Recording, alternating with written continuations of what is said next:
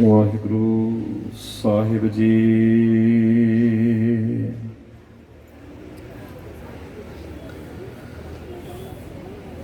ਵਾਹਿਗੁਰੂ ਸਾਹਿਬ ਜੀ।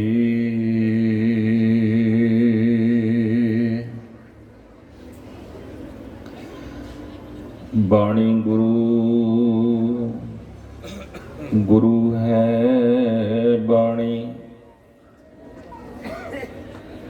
ਵਿੱਚ ਬਾਣੀ ਅੰਮ੍ਰਿਤ ਸਾਰੇ।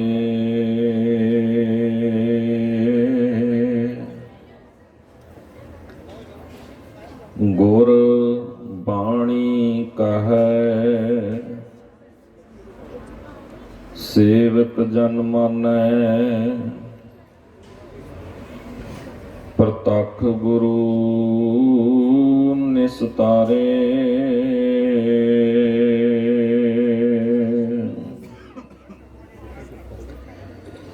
ਗਗਨ ਦਮਮ ਬਾਜਿਓ,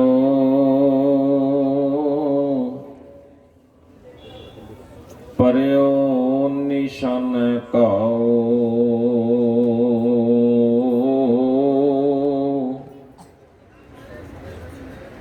ਖੇਤ ਜਮਾਂਡਿਓ ਸੂਰਮਾ, ਅਬ ਜੂਝਨ ਕੋ ਦਾਓ।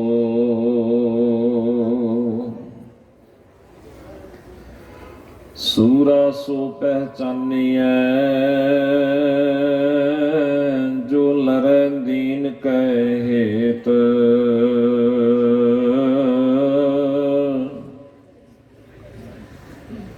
ਪੁਰਜਾ ਪੁਰਜਾ ਕਟ ਮਰੈ, ਕਬਹੂ ਨ ਛਾਡੈ ਖੇਤ।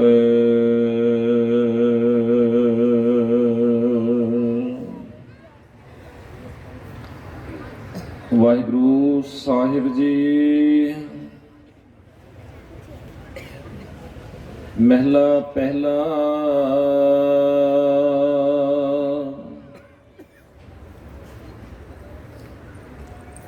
ਰਾਤੀ ਹੋਵਨ ਕਾਲੀਆਂ,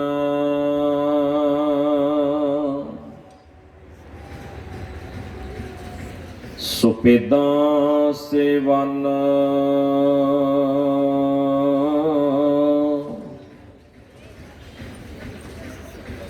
ਦੇਹ ਬੱਗਾ ਤਪੈ ਕਣਾ, ਕਾਲਿਆਂ ਕਾਲੇ ਵਨ।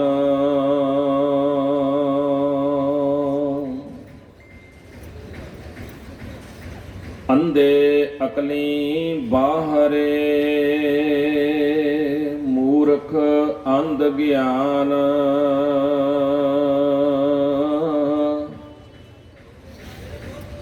ਨਾਨਕ ਨਦਰੀ ਬਾਹਰੇ, ਕਬਹਿ ਨ ਪਾਵੈ ਮਾਨ।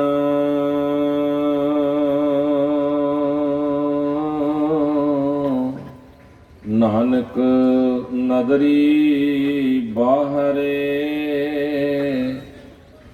ਕਬਹਿ ਨ ਪਾਵੈ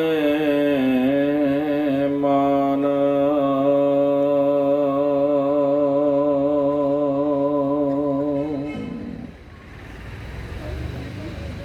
ਜੁਗੋ ਜੁਗ ਅਟਲ,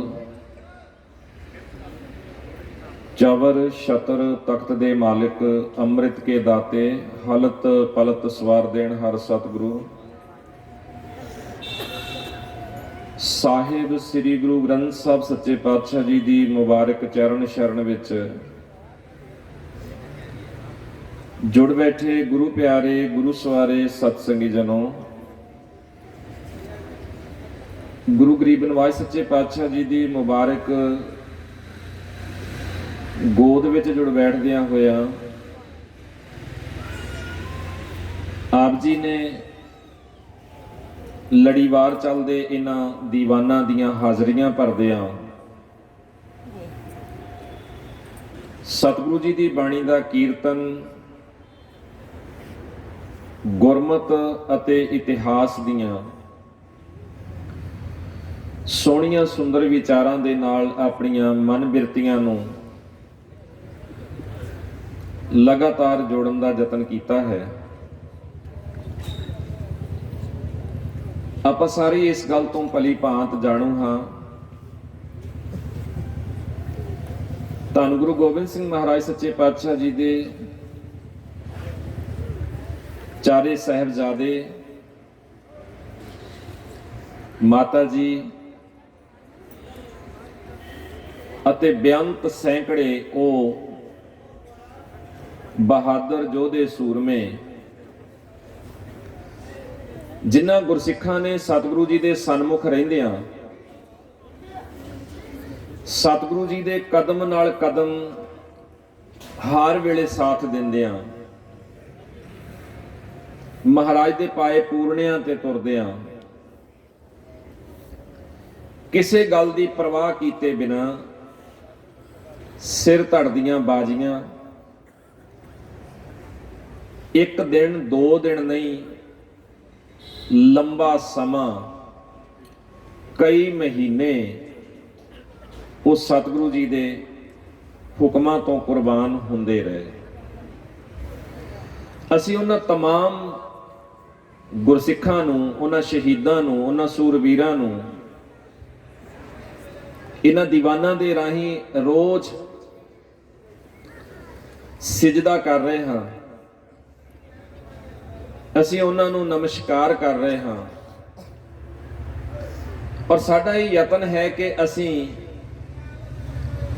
ਉਹਨਾਂ ਆਪਣੇ ਪੁਰਖਿਆਂ ਨੂੰ ਯਾਦ ਕਰਦਿਆਂ ਹੋਇਆਂ ਕੋਈ ਉਹਨਾਂ ਦੀ ਜ਼ਿੰਦਗੀ ਚੋਂ ਐਸਾ ਪਲ, ਕੋਈ ਐਸੀ ਘੜੀ, ਕੋਈ ਐਸਾ ਉਹਨਾਂ ਦਾ ਸੁਨੇਹਾ ਸਾਡੇ ਵਿੱਚ ਵੀ ਵਸ ਜਾਏ ਤੇ ਅਸੀਂ ਵੀ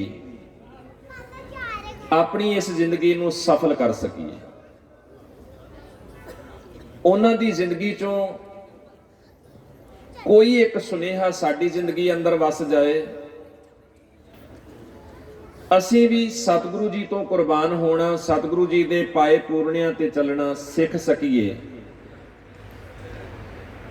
ਅਸੀਂ ਇਸ ਲਈ ਸਾਰਾ ਇਹ ਸਤਿਗੁਰੂ ਜੀ ਦੇ ਦਰ ਤੇ ਬੈਠ ਕੇ ਸਤਿਗੁਰੂ ਦੀ ਬਾਣੀ ਔਰ ਇਤਿਹਾਸ ਦੇ ਨਾਲ ਜਦੋਂ ਵੀ ਕਦੀ ਮੌਕਾ ਬਣਦਾ ਸਾਂਝ ਬਣਾਉਣ ਦਾ ਆਪਾਂ ਸਾਰੇ ਯਤਨ ਕਰਦੇ ਹਾਂ। ਸਤਿਗੁਰੂ ਗੁਰੂ ਨਾਨਕ ਸਾਹਿਬ ਸੱਚੇ ਪਾਤਸ਼ਾਹ ਜੀ ਦਾ ਉਚਾਰਨ ਕੀਤਾ ਹੋਇਆ ਇੱਕ ਸ਼ਲੋਕ ਮੈਂ ਆਪ ਜੀ ਨਾਲ ਸਾਂਝਾ ਕੀਤਾ ਹੈ। ਅਸੀਂ ਇਸ ਸ਼ਲੋਕ ਦਾ ਆਧਾਰ ਲੈ ਕੇ ਅੱਗੇ ਕੁਝ ਹੋਰ ਵਿਚਾਰਾਂ ਆਪਸ ਵਿੱਚ ਸਾਂਝੀਆਂ ਕਰਨ ਦਾ ਯਤਨ ਕਰਾਂਗੇ।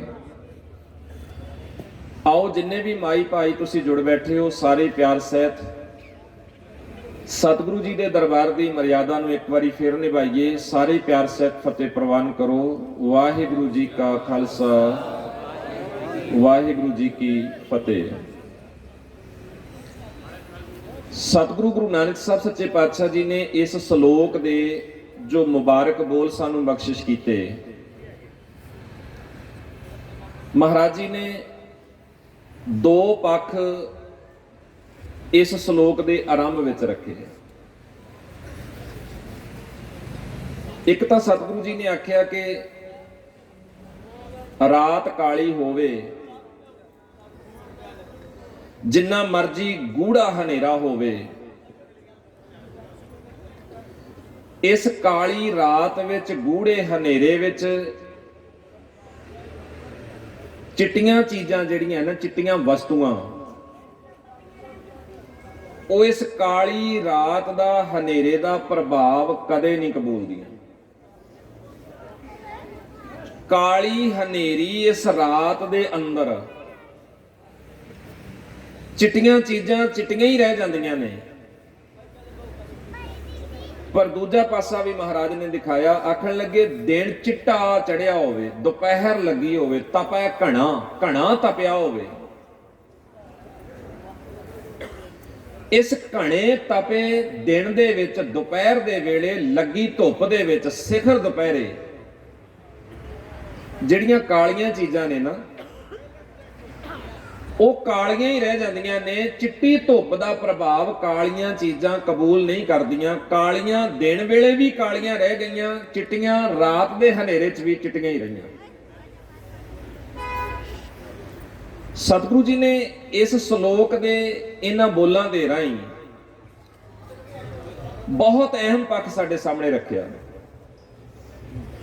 ਸਤਿਗੁਰੂ ਆਖਦੇ ਨੇ ਜਿਹੜਾ ਗੁਰੂ ਦੇ ਹੁਕਮ ਮੁਤਾਬਕ ਚੱਲਣ ਵਾਲਾ ਮਨੁੱਖ ਹੈ ਨਾ, ਉਹਦੇ ਆਲੇ ਦੁਆਲੇ ਕਿੰਨਾ ਵੀ ਹਨੇਰਾ ਛਾ ਜਾਏ, ਉਹਦੇ ਆਲੇ ਦੁਆਲੇ ਕਿੰਨਾ ਵੀ ਹਨੇਰ ਮਚ ਜਾਏ, ਅਗਿਆਨਤਾ ਦੇ ਅੰਬਾਰ ਲੱਗ ਜਾਣ,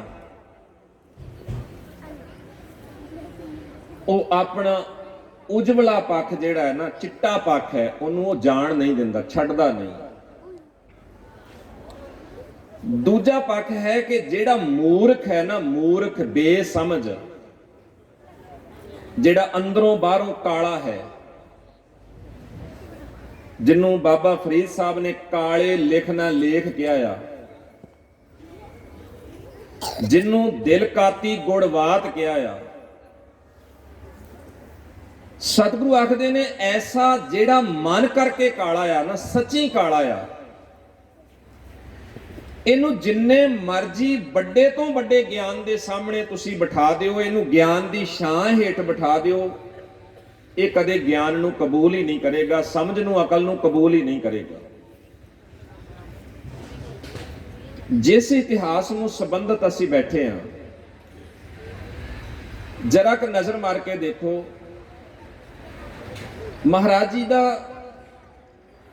ਅਸੀਂ ਜੇ ਗੁਰੂ ਨਾਨਕ ਸਾਹਿਬ ਤੋਂ ਵੀ ਦੇਖਣਾ ਸ਼ੁਰੂ ਕਰਾਂਗੇ, ਸੱਚੇ ਪਾਤਸ਼ਾਹ ਜੀ ਦਾ ਕਿਸੇ ਨਾਲ ਪਰਸਨਲ ਕੋਈ ਵਿਰੋਧ ਨਹੀਂ, ਕਿਸੇ ਨਾਲ ਕੋਈ ਵਿਰੋਧ ਨਹੀਂ। ਔਰ ਮਹਾਰਾਜ ਸੱਚੇ ਪਾਤਸ਼ਾਹ ਇਸ ਸਮਾਜ ਨੂੰ ਜਦੋਂ ਵੇਖਦੇ ਆ ਤਾਂ ਆਪਾਂ ਇੱਕ ਬੋਲ ਭਾਈ ਗੁਰਦਾਸ ਜੀ ਦੀਆਂ ਪੌੜੀਆਂ ਵਿੱਚੋਂ ਸਾਹਮਣੇ ਰੱਖ ਲਈਏ। ਬਾਬਾ ਦੇਖੈ ਧਿਆਨ ਧਰ ਜਲਤੀ, ਸਭ ਪ੍ਰਿਥਵੀ ਦੇ ਸਿਆਏ। ਇਹ ਅੱਗ ਕੇਵਲ ਬਾਹਰੋਂ ਹੀ ਨਹੀਂ ਲੱਗੀ, ਇਹ ਅੱਗ ਜਿੱਥੇ ਮਨੁੱਖਤਾ ਬਾਹਰੋਂ ਕਰਮ ਕਾਂਡਾਂ ਨਾਲ, ਪਖੰਡ ਨਾਲ, ਵਹਿਮਾਂ ਭਰਮਾਂ ਨਾਲ, ਈਰਖਾ ਨਫ਼ਰਤ ਨਾਲ ਸੜ ਰਹੀ ਸੀ, ਉਥੇ ਇਹ ਮਨੁੱਖਤਾ ਅੰਦਰੋਂ ਵੀ ਸੜੀ ਹੋਈ ਸੀ। ਹੰਸ, ਹੇਤ, ਲੋਭ, ਕੋਪ, ਚਾਰੇ ਨਦੀਆਂ ਅੱਗ, ਪਵੇਂ ਦੱਜੈ ਨਾਨਕਾ ਤਰੀਐ ਕਰਮੀ ਲੱਗ। ਅੱਗ ਅੰਦਰ ਵੀ ਸੀ, ਅੱਗ ਬਾਹਰ ਵੀ ਸੀ, ਸਾਰੇ ਪਾਸੇ ਅੱਗ ਸੀ। ਗੁਰੂ ਨਾਨਕ ਸਾਹਿਬ ਸੱਚੇ ਪਾਤਸ਼ਾਹ ਸਮਾਜ ਦੇ ਇਹਨਾਂ ਮੰਦ ਅਕਲਾਂ ਨੂੰ, ਮੰਦ ਅਕਲਿਆਂ ਨੂੰ, ਇਹਨਾਂ ਬੁੱਧੀਹੀਣ ਲੋਕਾਂ ਨੂੰ, ਜਿਹੜੇ ਅੰਨੇ ਹੋਏ ਨੇ, ਜਿਨ੍ਹਾਂ ਨੂੰ ਇਹ ਜਿਹੜਾ ਸ਼ਲੋਕ ਅਸੀਂ ਆਧਾਰ ਲੈ ਰਹੇ ਹਾਂ, ਇਸ ਸ਼ਲੋਕ ਦੇ ਵਿੱਚ ਮਹਾਰਾਜ ਸੱਚੇ ਪਾਤਸ਼ਾਹ ਜੀ ਨੇ ਆਖਿਆ, ਅੰਧੇ ਅਕਲੀ ਬਾਹਰੇ, ਜਿਹੜੇ ਅਕਲ ਤੋਂ ਬਾਹਰ ਆ, ਜਿਹੜੇ ਅੰਨੇ ਆ, ਮਹਾਰਾਜ ਉਹਨਾਂ ਨੂੰ ਅੱਖਾਂ ਦੇਣ ਗਏ। ਅੰਨਿਆਂ ਨੂੰ ਗਿਆਨ ਦੇਣ, ਅੰਨਿਆਂ ਨੂੰ ਅੱਖਾਂ ਦੇਣ, ਅੰਨਿਆਂ ਨੂੰ ਅਕਲ ਦੇਣ ਮਹਾਰਾਜ ਗਏ, ਸਮਝਾਉਣ ਗਏ। ਔਰ ਮਹਾਰਾਜ ਸੱਚੇ ਪਾਤਸ਼ਾਹ ਨੇ ਜਿਹਦੀਆਂ ਵੀ ਅੱਖਾਂ ਖੋਲੀਆਂ, ਜਿਹਦੇ ਵੱਲ ਵੀ ਮਹਾਰਾਜ ਜੀ ਨੇ ਗਿਆਨ ਦਾ ਪ੍ਰਕਾਸ਼ ਕੀਤਾ, ਬਹੁਤ ਸਾਰੇ ਉਹ ਲੋਕ ਸੀ ਜਿਨ੍ਹਾਂ ਨੇ ਮਹਾਰਾਜ ਜੀ ਦੇ ਅੱਗੇ ਹੱਥ ਜੋੜ ਕੇ ਨਮਸਕਾਰ ਕਰਕੇ ਸਿਰ ਨਿਵਾ ਲਿਆ ਔਰ ਪ੍ਰਵਾਨ ਕਰ ਲਿਆ ਕਿ ਮਹਾਰਾਜ ਸਾਨੂੰ ਕਦੀ ਇਸ ਤਰੀਕੇ ਨਾਲ ਦੱਸਿਆ ਹੀ ਨਹੀਂ, ਸਮਝਾਇਆ ਹੀ ਨਹੀਂ। ਔਰ ਮਹਾਰਾਜ ਜੀ ਦੀਆਂ ਵੱਡੀਆਂ ਛੋਟੀਆਂ ਗੋਸ਼ਟੀਆਂ ਦੇ ਵਿੱਚ ਦੀ ਲੰਘਦੇ ਹੋਏ ਉਹ ਲੋਕ ਗੁਰੂ ਨਾਨਕ ਸਾਹਿਬ ਸੱਚੇ ਪਾਤਸ਼ਾਹ ਜੀ ਦੇ ਕਾਫਲੇ ਵਿੱਚ ਸ਼ਾਮਲ ਹੋ ਗਏ। ਬੇਅੰਤ ਸੈਂਕੜੇ ਹਜ਼ਾਰਾਂ ਲੋਕ ਗੁਰੂ ਨਾਨਕ ਸਾਹਿਬ ਦੀ ਸੱਦ ਦੇ ਨਾਲ ਨਾਲ ਤੁਰ ਪਏ। ਬਹੁਤ ਸਾਰੇ ਉਹ ਲੋਕ ਸੀ ਜਿਹੜੇ ਗਿਆਨ ਦੇ ਸਾਹਮਣੇ ਹੁੰਦਿਆਂ, ਗੁਰੂ ਨਾਨਕ ਸਾਹਿਬ ਦੇ ਸਾਹਮਣੇ ਬਹਿ ਕੇ ਗੁਰੂ ਨਾਨਕ ਜੀ ਦੀਆਂ ਬਾਤਾਂ ਸੁਣ ਕੇ ਪੱਥਰ ਵਾਂਗ ਕਠੋਰ ਦੇ ਕਠੋਰ ਹੀ ਰਹੇ, ਅੰਨਿਆਂ ਦੇ ਅੰਨੇ ਹੀ ਰਹੇ। ਉਹਨਾਂ ਨੇ ਗੁਰੂ ਨਾਨਕ ਸਾਹਿਬ ਦੀ ਗੱਲ ਨੂੰ ਕਬੂਲਿਆ ਨਹੀਂ, ਸਗੋਂ ਵਿਰੋਧ ਵਿੱਚ ਖੜੇ ਹੋਏ ਔਰ ਇਹ ਬੋਲ ਧੰਨ ਗੁਰੂ ਨਾਨਕ ਸਾਹਿਬ ਲਈ ਉਹਨਾਂ ਨੇ ਵਰਤਨੇ ਸ਼ੁਰੂ ਕੀਤੇ। ਕੋਈ ਆਖੈ ਭੂਤਨਾ, ਕੋ ਕਹੈ ਬੇਤਾਲਾ, ਕੋਈ ਆਖੈ ਆਦਮੀ, ਨਾਨਕ ਵਿਚਾਰਾ। ਵਿਰੋਧ ਵਿੱਚ, ਹਾਲਾਂਕਿ ਗੁਰੂ ਨਾਨਕ ਸਾਹਿਬ ਕਿਸੇ ਨੂੰ ਜ਼ਬਰਦਸਤੀ ਧੱਕੇ ਨਾਲ ਧੌਣੋਂ ਫੜ ਕੇ ਨਹੀਂ ਮਨਾ ਰਹੇ। ਪਰ ਮੈਂ ਬੇਨਤੀ ਜਿਹੜੀ ਕਰ ਰਿਹਾ ਕਿ ਜਰਾ ਕੁ ਥੋੜਾ ਜਿਹਾ ਜੇ ਅਸੀਂ ਸਾਰੀ ਲੜੀ ਨੂੰ ਧਿਆਨ ਵਿੱਚ ਰੱਖ ਕੇ ਮਹਾਰਾਜ ਜੀ ਦੀ ਬਾਣੀ ਦੇ ਪੱਖ ਨੂੰ ਸਾਹਮਣੇ ਰੱਖ ਕੇ ਇਤਿਹਾਸ ਨੂੰ ਸਾਹਮਣੇ ਰੱਖ ਕੇ ਵਿਚਾਰਨ ਦਾ ਯਤਨ ਕਰੀਏ ਤਾਂ ਸਿੱਟਾ ਇਹਦਾ ਇਹ ਨਿਕਲਦਾ ਹੈ ਕਿ ਗੁਰੂ ਸਾਹਿਬ ਲੋਕਾਂ ਨੂੰ ਜੀਵਨ ਢੰਗ ਦਰਸਾਉਂਦੇ ਰਹੇ। ਮਹਾਰਾਜ ਜਾ ਜਾ ਕੇ ਇਹਨਾਂ ਦੀਆਂ ਅੱਖਾਂ ਤੋਂ ਪੱਟੀਆਂ ਖੋਲਦੇ ਰਹੇ। ਬੇਅੰਤ ਲੋਕਾਂ ਨੇ ਸਤਿਗੁਰੂ ਜੀ ਦੇ ਇਸ ਪਰਉਪਕਾਰ ਦਾ ਸ਼ੁਕਰਾਨਾ ਕਰਦਿਆਂ ਮਹਾਰਾਜ ਦੇ ਕਾਫਲੇ ਵਿੱਚ ਸ਼ਾਮਲ ਹੋਣ ਦਾ ਮਨ ਬਣਾ ਲਿਆ। ਕੁਝ ਉਹ ਲੋਕ ਸਨ ਜਿਨ੍ਹਾਂ ਨੇ ਵਿਰੋਧ ਵਿੱਚ ਸਦਾ ਹੀ ਖੜੇ ਰਹਿਣ ਦਾ ਆਪਣੇ ਅੰਦਰ ਤਹਈਆ ਕਰ ਲਿਆ। ਪਰ ਜਰਾ ਨਜ਼ਰ ਮਾਰ ਕੇ ਦੇਖੋ, ਸਤਿਗੁਰੂ ਗੁਰੂ ਨਾਨਕ ਸਾਹਿਬ ਜੀ ਤੋਂ ਇਹ ਸਿਲਸਿਲਾ ਸ਼ੁਰੂ ਹੋ ਗਿਆ। ਜੇ ਉਸ ਤੋਂ ਪਹਿਲਾਂ ਪੜਾਂਗੇ, ਭਗਤ ਕਬੀਰ ਸਾਹਿਬ ਨਾਲ ਇਹੀ ਕੁਝ ਹੋਇਆ, ਭਗਤ ਨਾਮਦੇਵ ਜੀ ਨਾਲ ਇਹੀ ਕੁਝ ਹੋਇਆ, ਭਗਤ ਰਵਿਦਾਸ ਸਾਹਿਬ ਨਾਲ ਇਹੀ ਕੁਝ ਹੋਇਆ। ਬੇਅਕਲਿਆਂ ਨੇ ਘਟ ਨਹੀਂ ਕੀਤੀ। ਗੁਰੂ ਨਾਨਕ ਸਾਹਿਬ ਤੋਂ ਬਾਅਦ ਵਾਰੀ ਸਿੱਧੀ ਗੁਰੂ ਅਰਜਨ ਸਾਹਿਬ ਸੱਚੇ ਪਾਤਸ਼ਾਹ ਜੀ ਦੀ ਤਤੀ ਤਵੀ ਤੇ ਬੈਠਣ ਦੀ ਆ ਗਈ। ਜੋ ਹੋਇਆ ਉਹ ਸਾਡੇ ਸਾਹਮਣੇ ਆ। ਗੁਰੂ ਹਰਗੋਬਿੰਦ ਸਾਹਿਬ ਸੱਚੇ ਪਾਤਸ਼ਾਹ ਜੀ ਦੇ ਸਾਹਮਣੇ 4 ਜੰਗਾਂ ਦਾ ਵੱਡਾ ਇੱਕ ਪਹਾੜ ਮੁਸ਼ਕਲਾਂ ਦਾ ਖੜਾ ਕਰ ਦਿੱਤਾ ਗਿਆ। ਸਤਿਗੁਰੂ ਨੇ ਉਸ ਨੂੰ ਝੱਲਿਆ। ਬਹੁਤ ਸੋਹਣੇ ਸੁਨੱਖੇ ਹੋਣਹਾਰ ਗੁਰਸਿੱਖਾਂ ਦੀਆਂ ਕੁਰਬਾਨੀਆਂ ਹੋਈਆਂ। 9ਵੇਂ ਸਤਿਗੁਰੂ ਜੀ ਦਾ ਸੀਸ ਚਾਂਦਨੀ ਚੌਂਕ ਵਿੱਚ ਧੜ ਤੋਂ ਅਲੱਗ ਕਰ ਦਿੱਤਾ ਗਿਆ। ਸਤਿਗੁਰੂ 9ਵੇਂ ਦੇ ਸਾਹਮਣੇ ਉਹਨਾਂ ਦੇ ਪਿਆਰੇ 3 ਸਿੱਖਾਂ ਨੂੰ ਜਿਸ ਤਰੀਕੇ ਨਾਲ ਦਰਦਨਾਕ ਹਾਲਾਤਾਂ ਦੇ ਵਿੱਚ ਦੀ ਲੰਘਣਾ ਪਿਆ ਔਰ ਸ਼ਹਾਦਤਾਂ ਦੇ ਜਾਮ ਪੀਣੇ ਪਏ, ਉਹ ਅਸੀਂ ਸਾਰੇ ਜਾਣਦੇ ਹਾਂ, ਸਮਝਦੇ ਹਾਂ। 10ਵੇਂ ਪਾਤਸ਼ਾਹ ਜੀ ਦੇ ਸਾਹਮਣੇ 14 ਜੰਗਾਂ ਦਾ ਉਹ ਸਾਰਾ ਸਿਲਸਿਲਾ ਇੱਕ ਵੱਡਾ ਮੁਸ਼ਕਲਾਂ ਦਾ ਪਹਾੜ ਨਵੇਂ ਸਿਰਿਓਂ ਖੜਾ ਕਰ ਦਿੱਤਾ ਗਿਆ। ਪਰ ਮੈਂ ਫਿਰ ਬੇਨਤੀ ਕਰਦਾ, ਸਤਿਗੁਰੂ ਕਿਸੇ ਦਾ ਕੋਈ ਨੁਕਸਾਨ ਨਹੀਂ ਕਰਦੇ, ਕਿਸੇ ਨੂੰ ਮਾੜੀ ਮੱਤ ਨਹੀਂ ਦਿੱਤੀ, ਕਿਸੇ ਦੀ ਜ਼ਮੀਨ ਨਹੀਂ ਦੱਬੀ। ਜਿੰਨੇ ਨਗਰ ਵਸਾਏ ਤੁਸੀਂ ਸਾਰੇ ਨਗਰ ਧਿਆਨ ਨਾਲ ਵੇਖੋ, ਜਿੰਨੇ ਸਤਿਗੁਰੂ ਜੀ ਨੇ ਨਗਰ ਵਸਾਏ, ਚਾਹੇ ਉਹ ਕਰਤਾਰਪੁਰ ਗੁਰੂ ਨਾਨਕ ਸਾਹਿਬ ਨੇ, ਚਾਹੇ ਉਹ ਗੋਇੰਦਵਾਲ ਗੁਰੂ ਅਮਰਦਾਸ ਜੀ ਨੇ, ਚਾਹੇ ਗੁਰੂ ਰਾਮਦਾਸ ਜੀ ਨੇ ਅੰਮ੍ਰਿਤਸਰ, ਗੁਰੂ ਅਰਜਨ ਸਾਹਿਬ ਜੀ ਨੇ ਤਰਨਤਾਰਨ, ਹਰਗੋਬਿੰਦਪੁਰਾ, ਕਰਤਾਰਪੁਰ, ਜਲੰਧਰ ਵਾਲਾ, ਚਾਹੇ ਉਸ ਤੋਂ ਬਾਅਦ ਗੁਰੂ ਹਰਗੋਬਿੰਦ ਸਾਹਿਬ ਜੀ ਨੇ ਕੀਰਤਪੁਰ, ਚਾਹੇ ਉਸ ਤੋਂ ਬਾਅਦ ਗੁਰੂ ਤੇਗ ਬਹਾਦਰ ਸਾਹਿਬ ਸੱਚੇ ਪਾਤਸ਼ਾਹ ਜੀ ਨੇ ਮਾਖੋਵਾਲ ਦੀ ਜ਼ਮੀਨ ਖਰੀਦ ਕੇ ਚੱਕ ਨਾਨਕੀ, ਜਿਸ ਨੂੰ ਅਸੀਂ ਸ੍ਰੀ ਅਨੰਦਪੁਰ ਸਾਹਿਬ ਕਹਿੰਦੇ ਆ, ਇਹ ਸਾਰੇ ਨਗਰ ਸਤਿਗੁਰੂ ਨੇ ਆਪਣੇ ਦਸਵੰਧ ਦੀ ਰਕਮ ਦੇ ਨਾਲ ਖਰੀਦ ਕੇ ਨਗਰ ਵਸਾਏ। ਕਿਸੇ ਕੋਲੋਂ ਦੱਬਿਆ ਨਹੀਂ ਕੁਝ ਵੀ, ਜ਼ਮੀਨ ਖਰੀਦ ਕੇ ਵਸਾਏ। ਪਰ ਇੱਕ ਬੇਨਤੀ ਹੋਰ ਕਰਦਾ, ਹਕੂਮਤਾਂ ਲੋਕਾਂ ਨੂੰ ਉਜਾੜਦੀਆਂ ਪਈਆਂ ਸੀ। ਪੰਜਾਬ ਦੇ ਵਿੱਚ ਤੁਸੀਂ ਦੇਖੋਗੇ, ਇੱਧਰ ਭਾਈ ਰਣਧੀਰ ਸਿੰਘ ਨਗਰ ਲੁਧਿਆਣੇ ਦੇ ਵਿੱਚ ਹੀ ਆਪਾਂ ਜਾਵਾਂਗੇ ਤਾਂ ਉੱਥੇ ਗੁਰਦੁਆਰਾ ਸਾਹਿਬ ਦੇ ਈ ਬਲਾਕ ਗੁਰਦੁਆਰੇ ਦੇ ਮਗਰਲੇ ਪਾਸੇ ਤੁਹਾਨੂੰ ਇੱਕ ਖਾਲੀ ਜਗ੍ਹਾ ਮਿਲਦੀ ਆ। ਉਹਨਾਂ ਨੂੰ ਪੰਜਾਬ ਦੇ ਬਹੁਤ ਸਾਰੀਆਂ ਥਾਵਾਂ ਤੇ ਅਸੀਂ ਵੇਖ ਸਕਦੇ ਹਾਂ ਇਹੋ ਜਿਹੀਆਂ ਜਗ੍ਹਾ, ਇਹਨੂੰ ਕਹਿੰਦੇ ਥੇ। ਪੁਰਾਣੇ ਥੇ ਕੀ ਹੈ? ਪੁਰਾਣੇ ਸਮਿਆਂ 'ਚ ਵੱਖ-ਵੱਖ ਸਮਿਆਂ ਤੇ ਉਜੜੇ ਹੋਏ ਪਿੰਡ ਤੇ ਸ਼ਹਿਰ ਜਿਹੜੇ ਉਜਾੜ ਦਿੱਤੇ ਗਏ, ਜਿਹੜੇ ਕਈ ਕਾਰਨਾਂ ਕਰਕੇ ਉਜੜ ਗਏ। ਉਹ ਪਿੰਡ ਸ਼ਹਿਰ ਤਬਾਹ ਕਰ ਦਿੱਤੇ ਗਏ। ਲੋਕ ਜਾਂ ਮਰ ਗਏ ਜਾਂ ਉੱਥੋਂ ਦੂਜੀਆਂ ਜਗ੍ਹਾ ਤੇ ਆਸੇ-ਪਾਸੇ ਚਲੇ ਗਏ। ਹਕੂਮਤਾਂ ਲੜੀਵਾਰ ਲੋਕਾਂ ਨੂੰ ਤਬਾਹ ਕਰਦੀਆਂ ਆਈਆਂ, ਉਜਾੜਦੀਆਂ ਆਈਆਂ। ਗੁਰੂ ਸਾਹਿਬ ਸ਼ਹਿਰ ਤੇ ਨਗਰ ਵਸਾ ਕੇ ਲੋਕਾਂ ਨੂੰ ਸੰਭਾਲਦੇ ਆਏ। ਹਕੂਮਤਾਂ ਲੋਕਾਂ ਦੇ ਮੂੰਹ ਚੋਂ ਟੈਕਸ ਲਾ ਕੇ ਰੋਟੀ ਖੋਹਦੀਆਂ ਆਈਆਂ।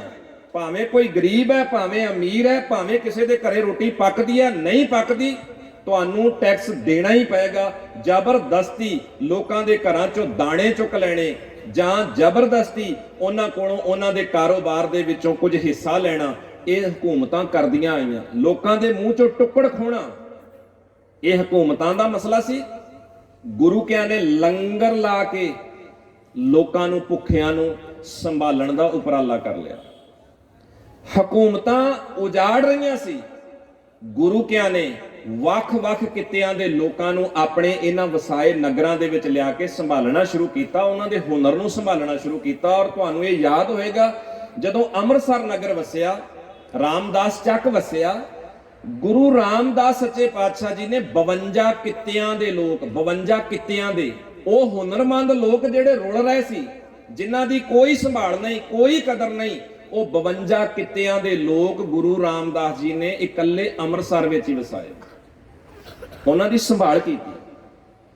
ਮੈਂ ਬੇਨਤੀ ਕਰ ਰਿਹਾ ਕਿ ਥੋੜਾ ਜਿਹਾ ਜੇ ਅਸੀਂ ਇਸ ਸਾਰੇ ਸਿਲਸਿਲੇ ਨੂੰ ਸਮਝਣ ਦਾ ਯਤਨ ਕਰੀਏ।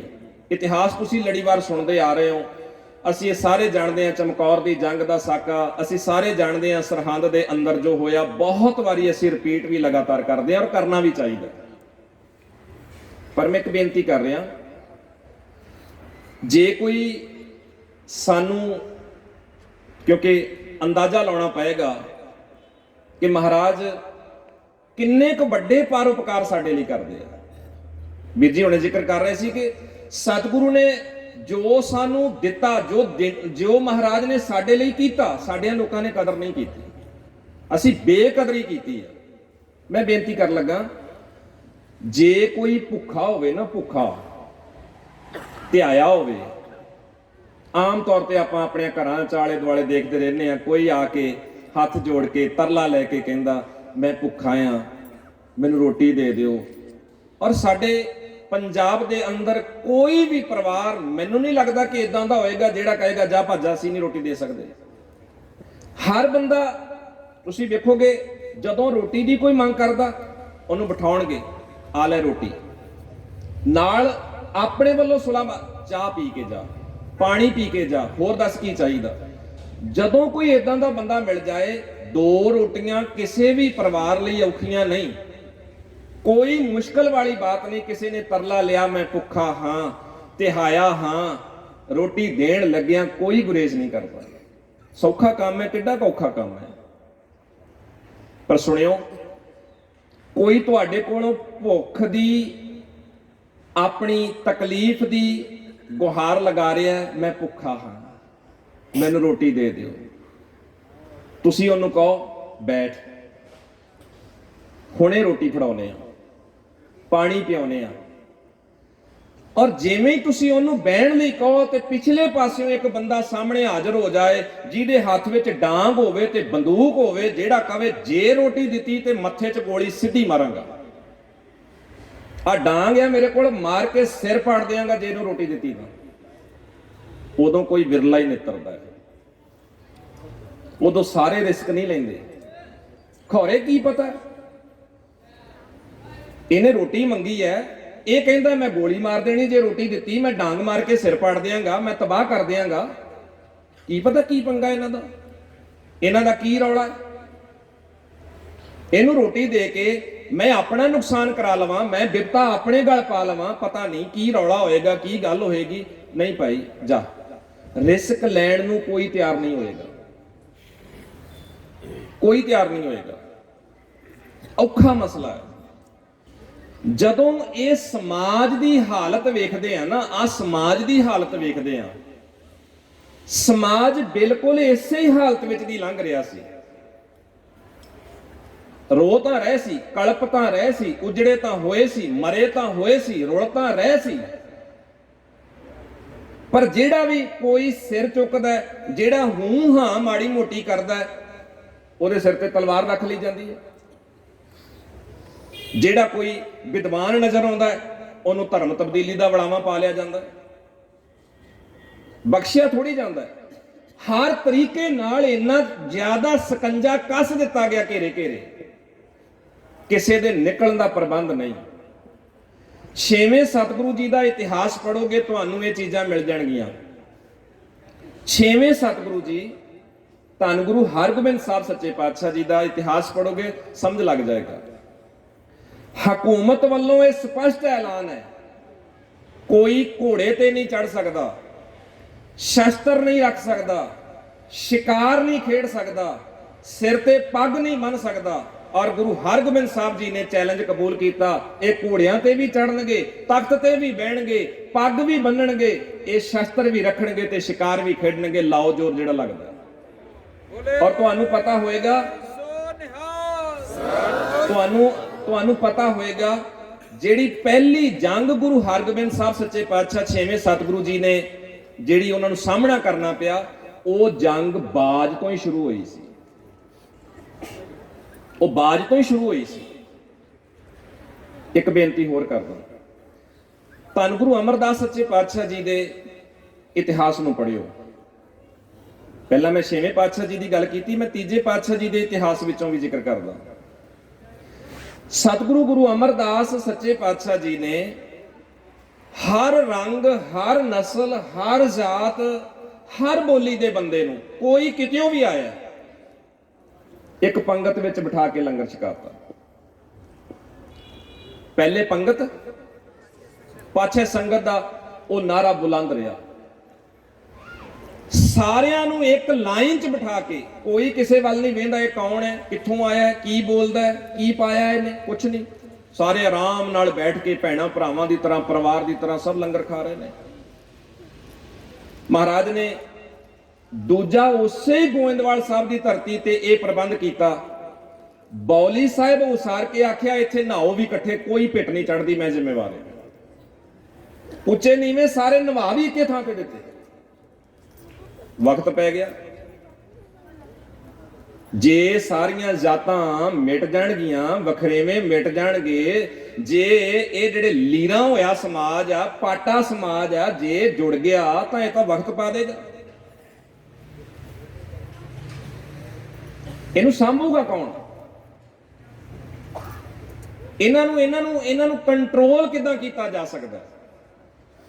ਇਹ ਪਾਟੇ ਹੀ ਚੰਗੇ ਐ, ਇਹ ਟੁੱਟੇ ਹੀ ਚੰਗੇ ਐ, ਇਹ ਇਦਾਂ ਇੱਕ ਦੂਜੇ ਦੇ ਨਾਲ ਨਫ਼ਰਤ ਕਰਦੇ ਰਹਿਣ। ਔਰ ਬੰਦਾ ਬੰਦੇ ਨਾਲ ਹਮਦਰਦੀ, ਕੋਈ ਦੁੱਖ ਸੁੱਖ ਤਾਂ ਕਿਸੇ ਨੇ ਕੀ ਸਾਂਝਾ ਕਰਨਾ ਹੈ, ਇੱਥੋਂ ਤੱਕ ਪਾਬੰਦੀਆਂ ਲਾ ਦਿੱਤੀਆਂ, ਜੇ ਕਿਸੇ ਦੂਜੇ ਬੰਦੇ ਦਾ ਦੂਜੇ ਤੇ ਪਰਛਾਵਾਂ ਵੀ ਪੈਂਦਾ ਤਾਂ ਵੀ ਵੱਢ ਦਿਓ, ਕਤਲ ਕਰ ਦਿਓ, ਇਹ ਵੀ ਗੁਨਾਹਗਾਰ ਹੈ। ਪਰਛਾਵਾਂ ਦੇਣ ਵਾਲਾ ਵੀ ਗੁਨਾਹਗਾਰ ਹੈ। ਇੱਥੋਂ ਤੱਕ ਲਾ ਦਿੱਤਾ ਗਿਆ। ਔਰ ਸਤਿਗੁਰੂ ਨੇ ਬਿਠਾ ਲਿਆ ਇੱਕੇ ਥਾਂ, ਐਡੀ ਲੰਬੀ ਚਿੱਠੀ ਸਾਈਨ ਕਰਕੇ ਧਰਮਦਿਆਂ ਚੌਧਰੀਆਂ ਨੇ ਅਕਬਰ ਦੇ ਦਰਬਾਰ ਲਾਹੌਰ ਪਹੁੰਚਾ ਦਿੱਤੀ। ਗੁਰੂ ਅਮਰਦਾਸ ਸੱਚੇ ਪਾਤਸ਼ਾਹ ਜੀ ਨੂੰ ਲਾਹੌਰ ਦਰਬਾਰ ਵਿੱਚ ਤਲਬ ਕੀਤਾ ਗਿਆ, ਤੁਹਾਡੇ ਖਿਲਾਫ ਸ਼ਿਕਾਇਤ ਹੈ, ਤੁਸੀਂ ਲਾਹੌਰ ਦਰਬਾਰ ਵਿੱਚ ਆਓ। ਗੁਰੂ ਅਮਰਦਾਸ ਨੇ ਆਖਿਆ ਮੈਂ ਨਹੀਂ ਜਾ ਸਕਦਾ, ਇੱਥੇ ਬਹੁਤ ਜ਼ਿਆਦਾ ਕੰਮ ਹੈ, ਬਹੁਤ ਸਾਰੀ ਸੰਗਤ ਇੱਥੇ ਹੈ, ਜੇ ਮੈਂ ਤੁਰਾਂਗਾ ਬਹੁਤ ਸਾਰੀ ਸੰਗਤ ਲਾਹੌਰ ਨੂੰ ਤੁਰ ਜਾਏਗੀ, ਬਹੁਤ ਸਾਰੇ ਆਉਣ ਵਾਲੇ ਮਿਲਣ ਵਾਲੇ, ਇੱਥੇ ਕਿੰਨੀ ਦੇਰ ਉਹਨਾਂ ਨੂੰ ਇੰਤਜ਼ਾਰ ਕਰਨਾ ਪਏਗਾ। ਇਸ ਕਰਕੇ ਮਹਾਰਾਜ ਨੇ ਫੈਸਲਾ ਕੀਤਾ, ਮੇਰੀ ਜਗ੍ਹਾ ਤੇ ਗੁਰੂ ਘਰ ਵੱਲੋਂ ਬਾਬਾ ਜੇਠਾ ਜੀ ਜਾਣਗੇ, ਜਿਨ੍ਹਾਂ ਨੂੰ ਅਸੀਂ ਬਾਅਦ ਵਿੱਚ ਧੰਨ ਗੁਰੂ ਰਾਮਦਾਸ ਕਹਿੰਦੇ। ਬਾਬਾ ਜੇਠਾ ਜੀ ਉੱਥੇ ਗਏ, ਜਿੰਨੇ ਸਵਾਲ, ਜਿੰਨੀਆਂ ਉਹ ਹੁਜਤਾਂ ਹੋਈਆਂ, ਜਿੰਨਾ ਕੁਝ ਉੱਥੇ ਉਹ ਸਾਰਾ ਲਿਖ ਕੇ ਦਿੱਤਾ ਗਿਆ, ਬਾਬਾ ਜੇਠਾ ਜੀ ਨੇ ਕੱਲੀ ਕੱਲੀ ਗੱਲ ਦਾ ਉੱਤਰ ਦਿੱਤਾ। ਔਰ ਮਾਣ ਮਹਿਸੂਸ ਕਰਿਓ, ਅਕਬਰ ਨੇ ਉੱਥੇ ਹੀ ਸ਼ਿਕਾਇਤ ਦੇਣ ਵਾਲਿਆਂ ਨੂੰ ਧੱਕੇ ਮਾਰ ਕੇ ਬਾਹਰ ਕੱਢਿਆ, ਉਹਨਾਂ ਨੂੰ ਲਾਹਣਤਾਂ ਪਾਈਆਂ, ਫਿਟਕਾਰਾਂ ਪਾਈਆਂ। ਕੀ ਕਰਦੇ ਹੋ ਤੁਸੀਂ? ਇੰਨਾ ਸਮਾਂ ਖਰਾਬ ਕੀਤਾ, ਗਲਤ ਗੱਲਾਂ ਕੀਤੀਆਂ, ਝੂਠੇ ਪ੍ਰਾਪੇ ਕੰਡੇ ਕੀਤੇ, ਲਾਹਣਤਾਂ ਪਾ ਕੇ ਦਰਬਾਰ ਵਿੱਚੋਂ ਬਾਹਰ ਕੱਢਿਆ। ਔਰ ਬਾਬਾ ਜੇਠਾ ਜੀ ਨੂੰ ਪਿਆਰ ਨਾਲ ਅਕਬਰ ਨੇ ਆਖਿਆ, ਬਾਬਾ ਜੀ ਜੇ ਤੁਸੀਂ ਇੰਨੇ ਸਿਆਣੇ, ਸਮਝਦਾਰ, ਹਾਜ਼ਰ ਜਵਾਬ, ਦੂਰ ਅੰਦੇਸ਼ ਨਜ਼ਰ ਆਉਂਦੇ ਹੋ, ਤਾਂ ਮੇਰੀ ਇੱਛਾ ਹੈ ਮੈਂ ਗੁਰੂ ਅਮਰਦਾਸ ਨੂੰ ਵੀ ਮਿਲਾਂ, ਮੇਰੀ ਇੱਛਾ ਹੈ ਮੈਂ ਗੁਰੂ ਅਮਰਦਾਸ ਜੀ ਨੂੰ ਵੀ ਮਿਲਾਂ। ਔਰ ਬਾਬਾ ਜੇਠਾ ਜੀ ਨੇ ਆਖਿਆ ਸੀ, ਜਦੋਂ ਤੁਹਾਡੇ ਕੋਲ ਮੌਕਾ ਲੱਗੇ, ਜਦੋਂ ਸਮਾਂ ਬਣੇ, ਗੋਇੰਦਵਾਲ ਆ ਜਾਓ, ਗੁਰੂ ਅਮਰਦਾਸ ਸੱਚੇ ਪਾਤਸ਼ਾਹ ਜੀ ਦੇ ਕੋਲ ਬੈਠਣ ਦਾ ਇਹ ਪ੍ਰਬੰਧ ਹੋ ਜਾਏਗਾ। ਅਕਬਰ ਆਇਆ। ਸਿੱਖਣ ਦੀ ਸਮਝਣ ਦੀ ਲੋੜ ਹੈ ਸਾਡਿਆਂ ਲੋਕਾਂ ਨੂੰ। ਸਾਡਿਆਂ ਗੁਰਦੁਆਰਿਆਂ ਦੇ ਖਿਮਾ ਕਰਿਓ, ਨਾਰਾਜ਼ ਨਾ ਹੋਇਓ, ਕਿਉਂਕਿ ਬਹੁਤ ਵਾਰੀ ਅਸੀਂ ਇਦਾਂ ਦੀਆਂ ਗੱਲਾਂ ਵਿੱਚ ਉਲਝ ਜਾਂਦੇ ਹਾਂ ਤੇ ਫਿਰ ਨਾਰਾਜ਼ਗੀਆਂ ਜ਼ਾਹਰ ਕਰਦੇ ਹਾਂ। ਇੱਥੇ ਕਹਿ ਲੈਣ ਦਿਓ ਸਾਨੂੰ ਸਾਰਾ ਕੁਝ। ਸਾਡਿਆਂ ਅੱਜ ਦਿਆਂ ਗੁਰਦੁਆਰਿਆਂ ਦਿਆਂ ਚੌਧਰੀਆਂ ਨੂੰ ਸਿੱਖਣ ਦੀ ਲੋੜ ਹੈ। ਗੁਰੂ ਅਮਰਦਾਸ ਜੀ ਦੇ ਕੋਲ ਅਕਬਰ ਉੱਥੇ ਗੋਇੰਦਵਾਲ ਜਦੋਂ ਆਇਆ, ਮਹਾਰਾਜ ਕੋਲ ਸੂਚਨਾ ਹੋਈ, ਮਹਾਰਾਜ ਭਾਰਤ ਦਾ ਬਾਦਸ਼ਾਹ ਗੋਇੰਦਵਾਲ ਪਹੁੰਚਿਆ ਹੈ। ਮਹਾਰਾਜ ਆਖਿਆ ਕੋਈ ਗੱਲ ਨਹੀਂ, ਲੰਗਰ ਛਕਾਓ। ਟਾਟ ਵੇਚ ਸਕਦੇ ਸੀ ਨਾ, ਚਾਦਰਾਂ ਆ ਸਕਦੀਆਂ ਸੀ ਨਾ, ਫੁੱਲਾਂ ਦੀ ਵਰਖਾ ਹੋ ਸਕਦੀ ਸੀ ਨਾ, ਨਹੀਂ। ਜਿੱਦਾਂ ਬਾਕੀ ਲੋਕ ਆਉਂਦੇ ਨੇ ਆ ਜਾਏ, ਪੰਗਤ ਵਿੱਚ ਬੈਠ ਕੇ ਲੰਗਰ ਛਕੋ। ਅਕਬਰ ਨੇ ਛਕਿਆ। ਗੁਰੂ ਅਮਰਦਾਸ ਸੱਚੇ ਪਾਤਸ਼ਾਹ ਲੰਗਰ ਛਕਣ ਤੋਂ ਬਾਅਦ ਉਹਦੇ ਨਾਲ ਬੈਠੇ ਔਰ ਬਹੁਤ ਸਾਰੀਆਂ ਸਮਾਜ ਭਲਾਈ ਦੀਆਂ ਗੱਲਾਂ ਜਿਹੜੀਆਂ ਜ਼ਰੂਰੀ ਸੀ, ਜਿਹੜੀਆਂ ਅਕਬਰ ਦੇ ਪੱਧਰ ਤੇ ਕਰਨ ਵਾਲੀਆਂ ਸੀ, ਗੁਰੂ ਅਮਰਦਾਸ ਨੇ ਤੁਰੰਤ ਉਹਨਾਂ ਨਾਲ ਕੀਤੀਆਂ। ਖੈਰ, ਮੈਂ ਬੇਨਤੀ ਕਰ ਰਿਹਾ, ਤੁਸੀਂ ਇਸ ਸਿਲਸਿਲੇ ਦੇ ਵਿੱਚੋਂ, ਇਸ ਪੱਖ ਦੇ ਵਿੱਚੋਂ ਇਸ ਗੱਲ ਨੂੰ ਫੜਨ ਦਾ ਯਤਨ ਕਰੋ। ਸਾਹਿਬਜ਼ਾਦਿਆਂ ਦੀਆਂ ਸ਼ਹੀਦੀਆਂ, ਸ੍ਰੀ ਅਨੰਦਪੁਰ ਸਾਹਿਬ ਦਾ ਵੀਰਾਨ ਹੋਣਾ, ਕਿੰਨੇ ਦਰਦਨਾਕ ਪੱਖ ਸਾਡੇ ਸਾਹਮਣੇ ਆਉਂਦੇ ਆ, ਕਿੰਨਾ ਦਰਦਨਾਕ ਇਤਿਹਾਸ ਹੈ। ਰੂਹ ਕੰਬਦੀ ਹੈ, ਰੂਹ ਕੰਬਦੀ ਹੈ। ਕੀ ਮੌਕਾ ਹੋਏਗਾ, ਕਿੱਦਾਂ ਦੇ ਉਹ ਹਾਲਾਤ ਹੋਣਗੇ, ਮਹਾਰਾਜ ਦੇ ਮਨ ਵਿੱਚ ਉਸ ਵੇਲੇ ਕੀ ਹੋਏਗਾ, ਜਰਾ ਕਿ ਸੋਚੋ ਨਾ, ਕੀ ਹੋਏਗਾ ਜਦੋਂ ਆਪਣਿਆਂ ਪੁੱਤਰਾਂ ਨੂੰ ਪਹਿਲਾਂ ਵਾਰੀ-ਵਾਰੀ ਸ਼ਹੀਦ ਹੁੰਦਿਆਂ ਚਮਕੌਰ ਦੀ ਗੜੀ ਚੋਂ ਵੇਖਿਆ, ਤੇ ਫਿਰ ਉਹ ਮੌਕਾ ਬਣਿਆ ਜਦੋਂ ਚਮਕੌਰ ਦੀ ਗੜੀ ਚੋਂ ਵਿਉਂਤ ਦੇ ਨਾਲ ਚਾਰਾਂ ਦਿਸ਼ਾਵਾਂ ਦੇ ਵਿੱਚ 4 ਸਤਿਗੁਰੂ ਤੇ ਨਾਲ 3 ਸਿੱਖ ਹੋਰ, ਭਾਈ ਦਇਆ ਸਿੰਘ, ਭਾਈ ਧਰਮ ਸਿੰਘ ਤੇ ਭਾਈ ਰਾਮ ਸਿੰਘ। ਇਹ 4 ਜਣੇ ਚਮਕੌਰ ਦੀ ਗੜੀ ਚੋਂ ਵੱਖ-ਵੱਖ ਦਿਸ਼ਾਵਾਂ, ਪੂਰਬ, ਪੱਛਮ, ਉੱਤਰ, ਦੱਖਣ, 4 ਦਿਸ਼ਾਵਾਂ 'ਚ ਨਿਕਲੇ। ਔਰ ਇਤਿਹਾਸ ਇਸ ਗੱਲ ਦਾ ਗਵਾਹ ਆ, ਮਹਾਰਾਜ ਆਪਣਿਆਂ ਵੱਡਿਆਂ ਸਾਹਿਬਜ਼ਾਦਿਆਂ, ਮੁੱਛ ਫੁੱਟ ਗੱਭਰੂ ਜਵਾਨ ਸੋਹਣੇ ਪੁੱਤਾਂ ਦੀਆਂ ਲਾਸ਼ਾਂ ਦੇ ਕੋਲ ਦੀ ਮਹਾਰਾਜ ਸਹਿਜ ਸੁਭਾ ਗੁਜ਼ਰ ਗਏ। ਇੱਕ ਗੱਲ ਹੋਰ ਕਹਿਣਾ, ਅਸੀਂ ਕਈ ਵਾਰੀ ਕਹਿ ਦਿੰਨੇ ਆ ਮਹਾਰਾਜ ਨੇ ਮੋਹ ਨਹੀਂ ਕੀਤਾ, ਮਹਾਰਾਜ ਨੇ ਕੋਈ ਤਕਲੀਫ ਮਹਿਸੂਸ ਨਹੀਂ ਕੀਤੀ, ਕੋਈ ਮਹਾਰਾਜ ਨੇ ਸੀ ਨਹੀਂ ਕੀਤੀ। ਇਹ ਠੀਕ ਆ, ਮਹਾਰਾਜ ਚੜ੍ਹਦੀ ਕਲਾ ਵਿੱਚ ਸਹਿ ਸੁਭਾਅ ਕੋਲੋਂ ਦੀ ਗੁਜ਼ਰ ਗਏ। ਪਰ ਇੱਕ ਗੱਲ ਜ਼ਰੂਰ ਯਾਦ ਰੱਖਿਓ, ਸਾਰੀ ਮਨੁੱਖਤਾ ਦਾ ਦਰਦ ਮਹਾਰਾਜ ਨੇ ਆਪਣੇ ਦਿਲ 'ਚ ਸੰਭਾਲਿਆ ਤੇ ਆਪਣਿਆਂ ਦਾ ਦਰਦ ਨਾ ਹੋਏਗਾ। ਕਿੱਡੀ ਵੱਡੀ ਪੀੜ ਲੈ ਕੇ ਮਹਾਰਾਜ ਸੱਚੇ ਪਾਤਸ਼ਾਹ ਆਪਣੇ ਸਾਹਿਬਜ਼ਾਦਿਆਂ ਦੇ ਕੋਲ ਦੀ ਲੰਘ ਗਏ। ਇਕੱਲੇ ਇਕੱਲੇ ਬੰਦੇ ਦਾ, ਇਕੱਲੀ ਇਕੱਲੀ ਭੈਣ ਦਾ, ਵੀਰ ਦਾ, ਹਰ ਮਨੁੱਖ ਦਾ ਦਰਦ ਮਹਾਰਾਜ ਨੇ ਆਪਣੇ ਦਿਲ 'ਚ ਸੰਭਾਲਿਆ। ਔਰ ਜਿਨ੍ਹਾਂ ਦੇ ਦਰਦ ਸੀ ਉਹਨਾਂ ਨੂੰ ਜਾ ਕੇ ਗਲ ਨਾਲ ਲਾਇਆ, ਉਹਨਾਂ ਨੂੰ ਚੁੱਕਿਆ, ਗਲ ਨਾਲ ਲਾ ਕੇ ਸੰਭਾਲਿਆ, ਪਿਆਰ ਦਿੱਤਾ, ਦਿਲਾਸਾ ਦਿੱਤਾ, ਉਹਨਾਂ ਨੂੰ ਨਿਵਾਜਿਆ। ਇਕੱਲੇ ਇਕੱਲੇ ਦਾ ਦੁੱਖ ਮਹਾਰਾਜ ਵੰਡਾਉਂਦੇ ਰਹੇ ਤੇ ਕੀ ਆਪਣਿਆਂ ਦਾ ਦੁੱਖ ਨਹੀਂ ਹੋਏਗਾ, ਆਪਣੇ ਪਰਿਵਾਰ ਦਾ ਦੁੱਖ ਨਹੀਂ ਹੋਏਗਾ? ਹੈ ਬਹੁਤ ਵੱਡੀ ਪੀੜ ਹੈ ਪੁੱਤਰਾਂ ਦੇ ਸਰੀਰਾਂ ਦੇ ਕੋਲ ਦੀ ਇਦਾਂ ਲੰਘ ਜਾਣਾ। ਪਰ ਮਹਾਰਾਜ ਨੇ ਬਰਦਾਸ਼ਤ ਕੀਤਾ, ਝੱਲਿਆ, ਪ੍ਰਵਾਨ ਕੀਤਾ। ਔਰ ਸੱਚੇ ਪਾਤਸ਼ਾਹ ਜੀ ਨੇ ਇੰਨੇ ਗੂੜੇ ਪੂਰਨੇ ਸਾਡੇ ਲਈ ਪਾਏ, ਜਿਹੜੇ ਅੱਜ ਵੀ ਸਾਨੂੰ ਸਿਰ ਝੁਕਾਉਣ ਲਈ ਪ੍ਰੇਰਦੇ ਆ। ਛੋਟੇ ਸਾਹਿਬਜ਼ਾਦੇ ਔਰ ਮਹਾਰਾਜ ਸੱਚੇ ਪਾਤਸ਼ਾਹ ਮਾਛੀਵਾੜੇ ਦੇ ਵਿੱਚ ਦੀ ਹੋ ਕੇ, ਔਰ ਕਿੱਦਾਂ ਕੀਤਾ ਜਾਏ। ਵੀਰ ਜੀ ਜਿਹੜੇ ਬੋਲ ਕਹਿ ਰਹੇ ਸੀ ਕਿ ਅਸੀਂ ਬੇਕਦਰੇ ਆ, ਬੇਕਦਰੇ, ਅਸੀਂ ਕਦਰ ਕਰਨੀ ਨਹੀਂ ਜਾਣਦੇ,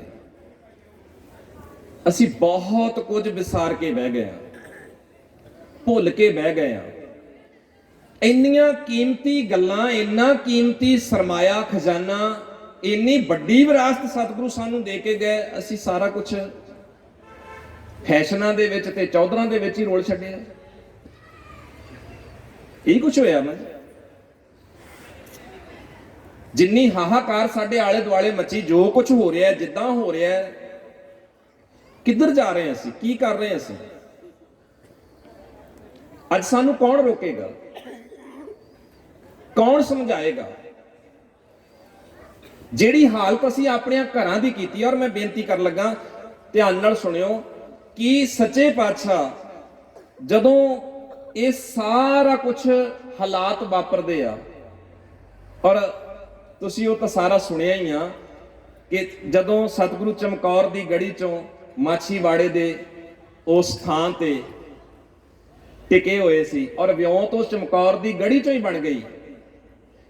ਚਾਰੇ ਅਸੀਂ ਚਾਰਾਂ ਦਿਸ਼ਾਵਾਂ 'ਚ ਨਿਕਲਾਂਗੇ, ਤਾੜੀ ਮਾਰ ਕੇ ਨਿਕਲਾਂਗੇ, ਚੁੱਪ ਕਰਕੇ ਨਹੀਂ ਨਿਕਲਾਂਗੇ। ਔਰ ਉੱਥੇ ਹੀ ਇਹ ਵਿਉਂਤ ਬਣੀ ਸੀ, ਅਸੀਂ ਤਾਰੇ ਦੀ ਸੇਧ ਨਾਲ ਇਸ ਥਾਂ ਤੇ ਫਿਰ ਇਕੱਠੇ ਹੋਵਾਂਗੇ। ਪੁਰਾਣੇ ਬਜ਼ੁਰਗਾਂ ਨੂੰ ਪਤਾ ਹੋਏਗਾ, ਬਹੁਤ ਸਾਰੇ ਲੋਕ ਖਾਸ ਕਰਕੇ ਪਿੰਡਾਂ ਦੇ ਵਿੱਚ ਰਾਤ ਨੂੰ ਉੱਠਣ ਦੇ, ਉਦੋਂ ਉਸ ਵੇਲੇ ਸਾਧਨ ਇੰਨੇ ਮੋਬਾਈਲ ਜਾਂ ਘੜੀਆਂ ਜਾਂ ਹੋਰ ਸਾਧਨ ਨਹੀਂ ਸੀ।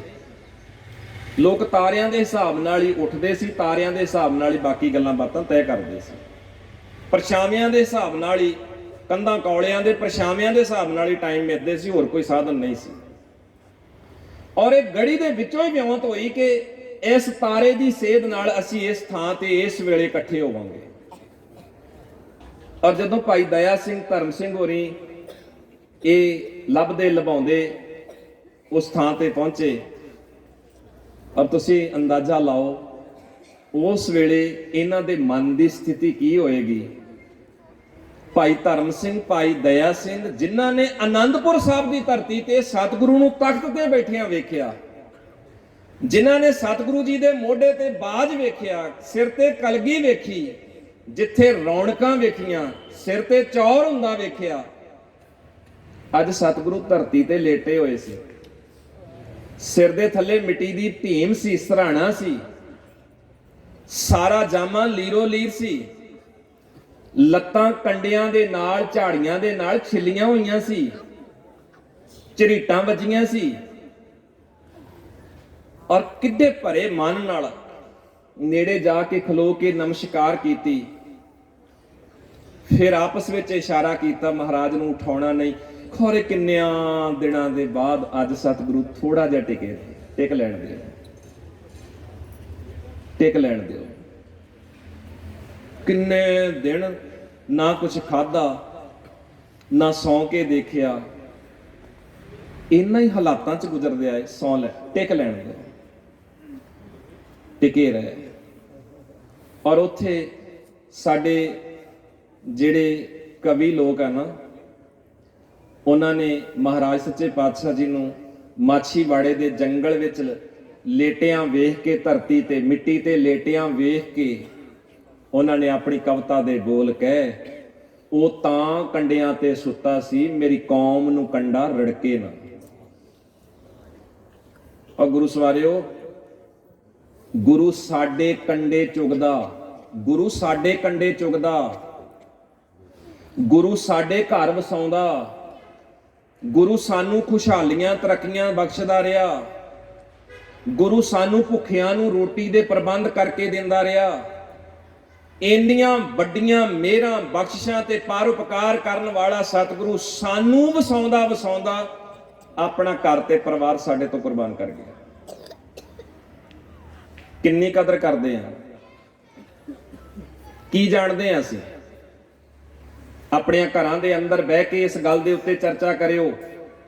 ਮੈਂ ਪਿਛਲੀਆਂ ਦੀਵਾਨਾਂ 'ਚ ਵੀ ਬੇਨਤੀ ਕੀਤੀ ਸੀ, ਠੀਕ ਹੈ ਅਸੀਂ ਸੁਣਦੇ ਆ, ਸੁਣਨਾ ਚਾਹੀਦਾ ਹੈ, ਸਾਡੇ ਮਨ ਭਰਦੇ ਆ, ਉਹ ਸਾਰੇ ਇਤਿਹਾਸ ਨੂੰ ਯਾਦ ਕਰਦੇ ਆ, ਕਿਹੜਿਆਂ ਹਾਲਾਤਾਂ ਵਿੱਚ ਦੀ ਸਾਡੇ ਬਜ਼ੁਰਗ ਲੰਘ ਗਏ। ਸਾਹਿਬਜ਼ਾਦਿਆਂ ਨੇ ਕਿੱਦਾਂ ਭੁੱਖੇ ਤਿਹਾਏ 7 ਤੇ 9 ਸਾਲ ਦੇ, ਆਪਣੇ ਵੀ ਘਰਾਂ 'ਚ ਬੱਚੇ ਆ, ਕਿਹੜਿਆਂ ਹਾਲਾਤਾਂ ਦੇ ਵਿੱਚ ਦੀ, ਦਾਦੀ ਨਾਲ ਉਂਗਲੇ ਲੱਗੇ ਕਿੱਦਾਂ ਸਫ਼ਰ ਕਰਦੇ ਨੇ, ਭਿੱਜੇ, ਬਾਰਿਸ਼ ਹੋ ਰਹੀ ਆ, ਠੰਡ, ਪੋਹ ਦੀਆਂ ਰਾਤਾਂ, ਅਗਲੇ ਪਾਸੇ ਟਿਕਾਣਾ ਕੋਈ ਨਹੀਂ, ਕਿੱਥੇ ਜਾਣਾ, ਕਿੱਥੇ ਪਹੁੰਚਣਾ ਸੀ। ਉਹਨਾਂ ਬੀਆਬਾਨ ਰਾਤਾਂ ਦੇ ਅੰਦਰ, ਉਜਾੜ ਦੇ ਅੰਦਰ ਸਫ਼ਰ ਕਰਨ ਵਾਲੇ ਉਸ ਸਾਰੇ ਹਾਲਾਤ ਨੂੰ ਜਰਾ ਕ ਆਪਣੇ ਮਨ ਤੇ ਲਿਆ ਕੇ ਵੇਖੀਏ ਨਾ।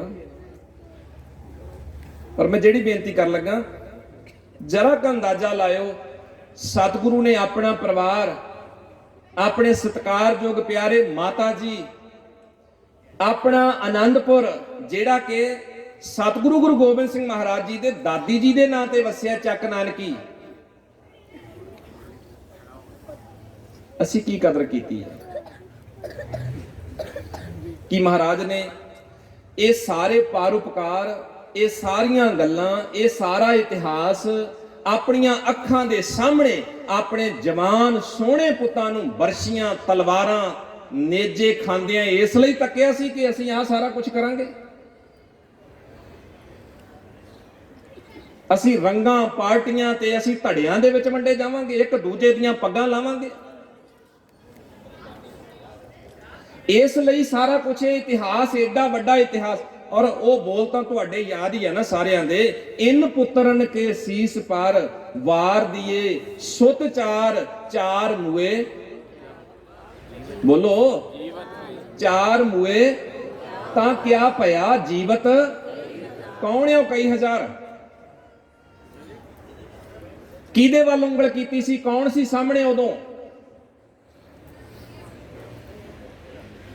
ਜਵਾਬ ਦੇਣਾ ਪਏਗਾ ਨਾ ਸਾਨੂੰ, ਅੱਜ ਨਹੀਂ ਤੇ ਕੱਲ। ਕਿਸੇ ਦਿਨ ਸਾਨੂੰ ਸਤਿਗੁਰੂ ਦੇ ਸਾਹਮਣੇ ਖਲੋ ਕੇ ਉੱਤਰ ਦੇਣਾ ਹੀ ਪਏਗਾ, ਅੱਜ ਨਹੀਂ ਤੇ ਕੱਲ ਦੇਣਾ ਪਏਗਾ। ਕਿੰਨਾ ਕੁ ਭੱਜ ਲਾਂਗੇ, ਕਿੱਥੇ ਕੁ ਤੱਕ ਭੱਜ ਲਾਂਗੇ? ਔਰ ਜੇ ਅਸੀਂ ਅੱਖਾਂ ਮੀਟ ਕੇ ਭੱਜਣ ਦੀ ਕੋਸ਼ਿਸ਼ ਕਰ ਰਹੇ ਹਾਂ ਨਾ, ਤੇ ਫਿਰ ਆ ਬੋਲ ਉਸੇ ਸ਼ਲੋਕ ਦੇ ਨੇ, ਅੰਧੇ ਅਕਲੀ ਬਾਹਰੇ ਮੂਰਖ ਅੰਧ ਗਿਆਨ, ਨਾਨਕ ਨਦਰੀ ਬਾਹਰੇ ਕਬੇ ਨਾ ਪਾਵੇਂ ਮਾਨ। ਜਿਹੜੇ ਗੁਰੂ ਦੀ ਨਜ਼ਰ ਤੋਂ ਬਾਹਰ ਆ ਨਾ, ਇਹਨਾਂ ਨੂੰ ਕਦੀ ਇੱਜ਼ਤ ਨਹੀਂ ਮਿਲਣੀ, ਨਾ ਮਿਲੇਗੀ। ਕਬੇ ਨਾ ਪਾਵੇਂ ਮਾਨ, ਇਹਨਾਂ ਨੂੰ ਮਾਣ ਮਿਲ ਹੀ ਨਹੀਂ ਸਕਦਾ, ਇਹ ਇੱਜ਼ਤ ਦੇ ਹੱਕਦਾਰ ਬਣ ਹੀ ਨਹੀਂ ਸਕਦੇ, ਕਿਉਂਕਿ ਇਹ ਨਜ਼ਰ ਤੋਂ ਬਾਹਰ ਫਿਰਦੇ ਨੇ, ਇਹ ਨਜ਼ਰ ਤੋਂ ਬਾਹਰ ਨੇ। ਔਰ ਅਸੀਂ ਕਦਰ ਕਰਨੀ ਸਿੱਖੀਏ। ਸਾਨੂੰ ਕੋਈ ਪਾਣੀ ਪਿਆਵੇ, ਅਸੀਂ ਕਈਆਂ ਥਾਵਾਂ ਤੇ ਜਦੋਂ ਵੀ ਕੋਈ ਗੱਲ ਕਿਸੇ ਪਾਸਿਓਂ ਇਧਰੋਂ ਉਧਰੋਂ ਛਿੜਦੀ, ਅਸੀਂ ਉਹ ਸਾਰਾ ਸੀਨ ਚੇਤੇ ਕਰਕੇ ਦੱਸ ਦਿੰਨੇ ਆ। ਅਸੀਂ ਬੜੇ ਧਿਆਏ, ਬੜਾ ਔਖਾ ਸਮਾਂ, ਰਾਤ ਦਾ ਹਨੇਰਾ, ਸਾਨੂੰ ਕਿਸੇ ਨੇ ਉੱਠ ਕੇ ਆਖਿਆ ਚਲੋ ਕੋਈ ਗੱਲ ਨਹੀਂ, ਜੇ ਰਾਹ ਨਹੀਂ ਲੱਭਦਾ, ਗੱਡੀ ਖਰਾਬ ਹੋ ਗਈ, ਸਾਡੇ ਘਰ ਟਿਕ ਜਾਓ, ਆਓ ਰੋਟੀ ਖਾ ਲਓ, ਪਾਣੀ ਪੀ ਲਓ। ਕਿੰਨੀਆਂ ਥਾਵਾਂ ਤੇ ਅਸੀਂ ਕਹਿੰਦੇ ਆ। ਪਰ ਸਾਨੂੰ ਉਹ ਕਿਉਂ ਭੁੱਲ ਗਿਆ ਕਿ ਕਿਸੇ ਨੇ ਸਾਡੇ ਬਦਲੇ, ਸਾਡੇ ਘਰ ਲੱਗੀ ਅੱਗ, ਸਾਡੇ ਘਰ ਲੱਗੀ ਅੱਗ ਆਪਣੇ ਪੁੱਤਰਾਂ ਦੇ ਖੂਨ ਨਾਲ ਬੁਝਾਈ ਆ, ਆਪਣੇ ਪੁੱਤਰਾਂ ਦੇ ਖੂਨ ਨਾਲ। ਸਾਡੇ ਸੜਦੇ ਹਿਰਦੇ ਸਤਿਗੁਰੂ ਨੇ ਉਪਦੇਸ਼ ਦੇ ਕੇ ਠਾਰੇ ਆ, ਕਿਉਂ ਭੁੱਲ ਗਿਆ? ਅਸੀਂ ਕੇਵਲ ਜਜ਼ਬਾਤੀ ਹੋ ਕੇ, ਕੇਵਲ ਤੇ ਕੇਵਲ ਉਹਨਾਂ ਗੱਲਾਂ ਦੇ ਨਾਲ ਨਾਲ ਥੋੜੀ ਦੇਰ 2-4 ਦਿਨ ਲੰਘ ਜਾਣਗੇ, ਸਿਰ ਹਿਲਾ ਕੇ ਇੱਥੇ ਹੀ ਨਾ ਛੱਡ ਦਈਏ। ਇਸ ਵਿਰਸੇ ਨੂੰ ਸੰਭਾਲੀਏ ਭਾਈ,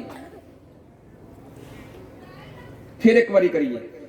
ਇਨ ਪੁੱਤਰਨ ਕੇ ਸੀਸ ਪਰ ਵਾਰ ਦੀਏ ਸੁਤ ਚਾਰ, ਚਾਰ ਮੂਏ ਤਾਂ ਕਿਆ ਭਇਆ ਜੀਵਤ ਕਈ ਹਜ਼ਾਰ। ਅਸੀਂ ਉਹ ਕਈ ਹਜ਼ਾਰ ਵਿੱਚੋਂ ਆ, ਕੋਈ ਗੱਲ ਨਹੀਂ। ਬੜੇ ਗੁਨਾਹ, ਬੜੀਆਂ ਕਮੀਆਂ, ਬੜੀਆਂ ਘਾਟਾਂ ਹੋਣਗੀਆਂ।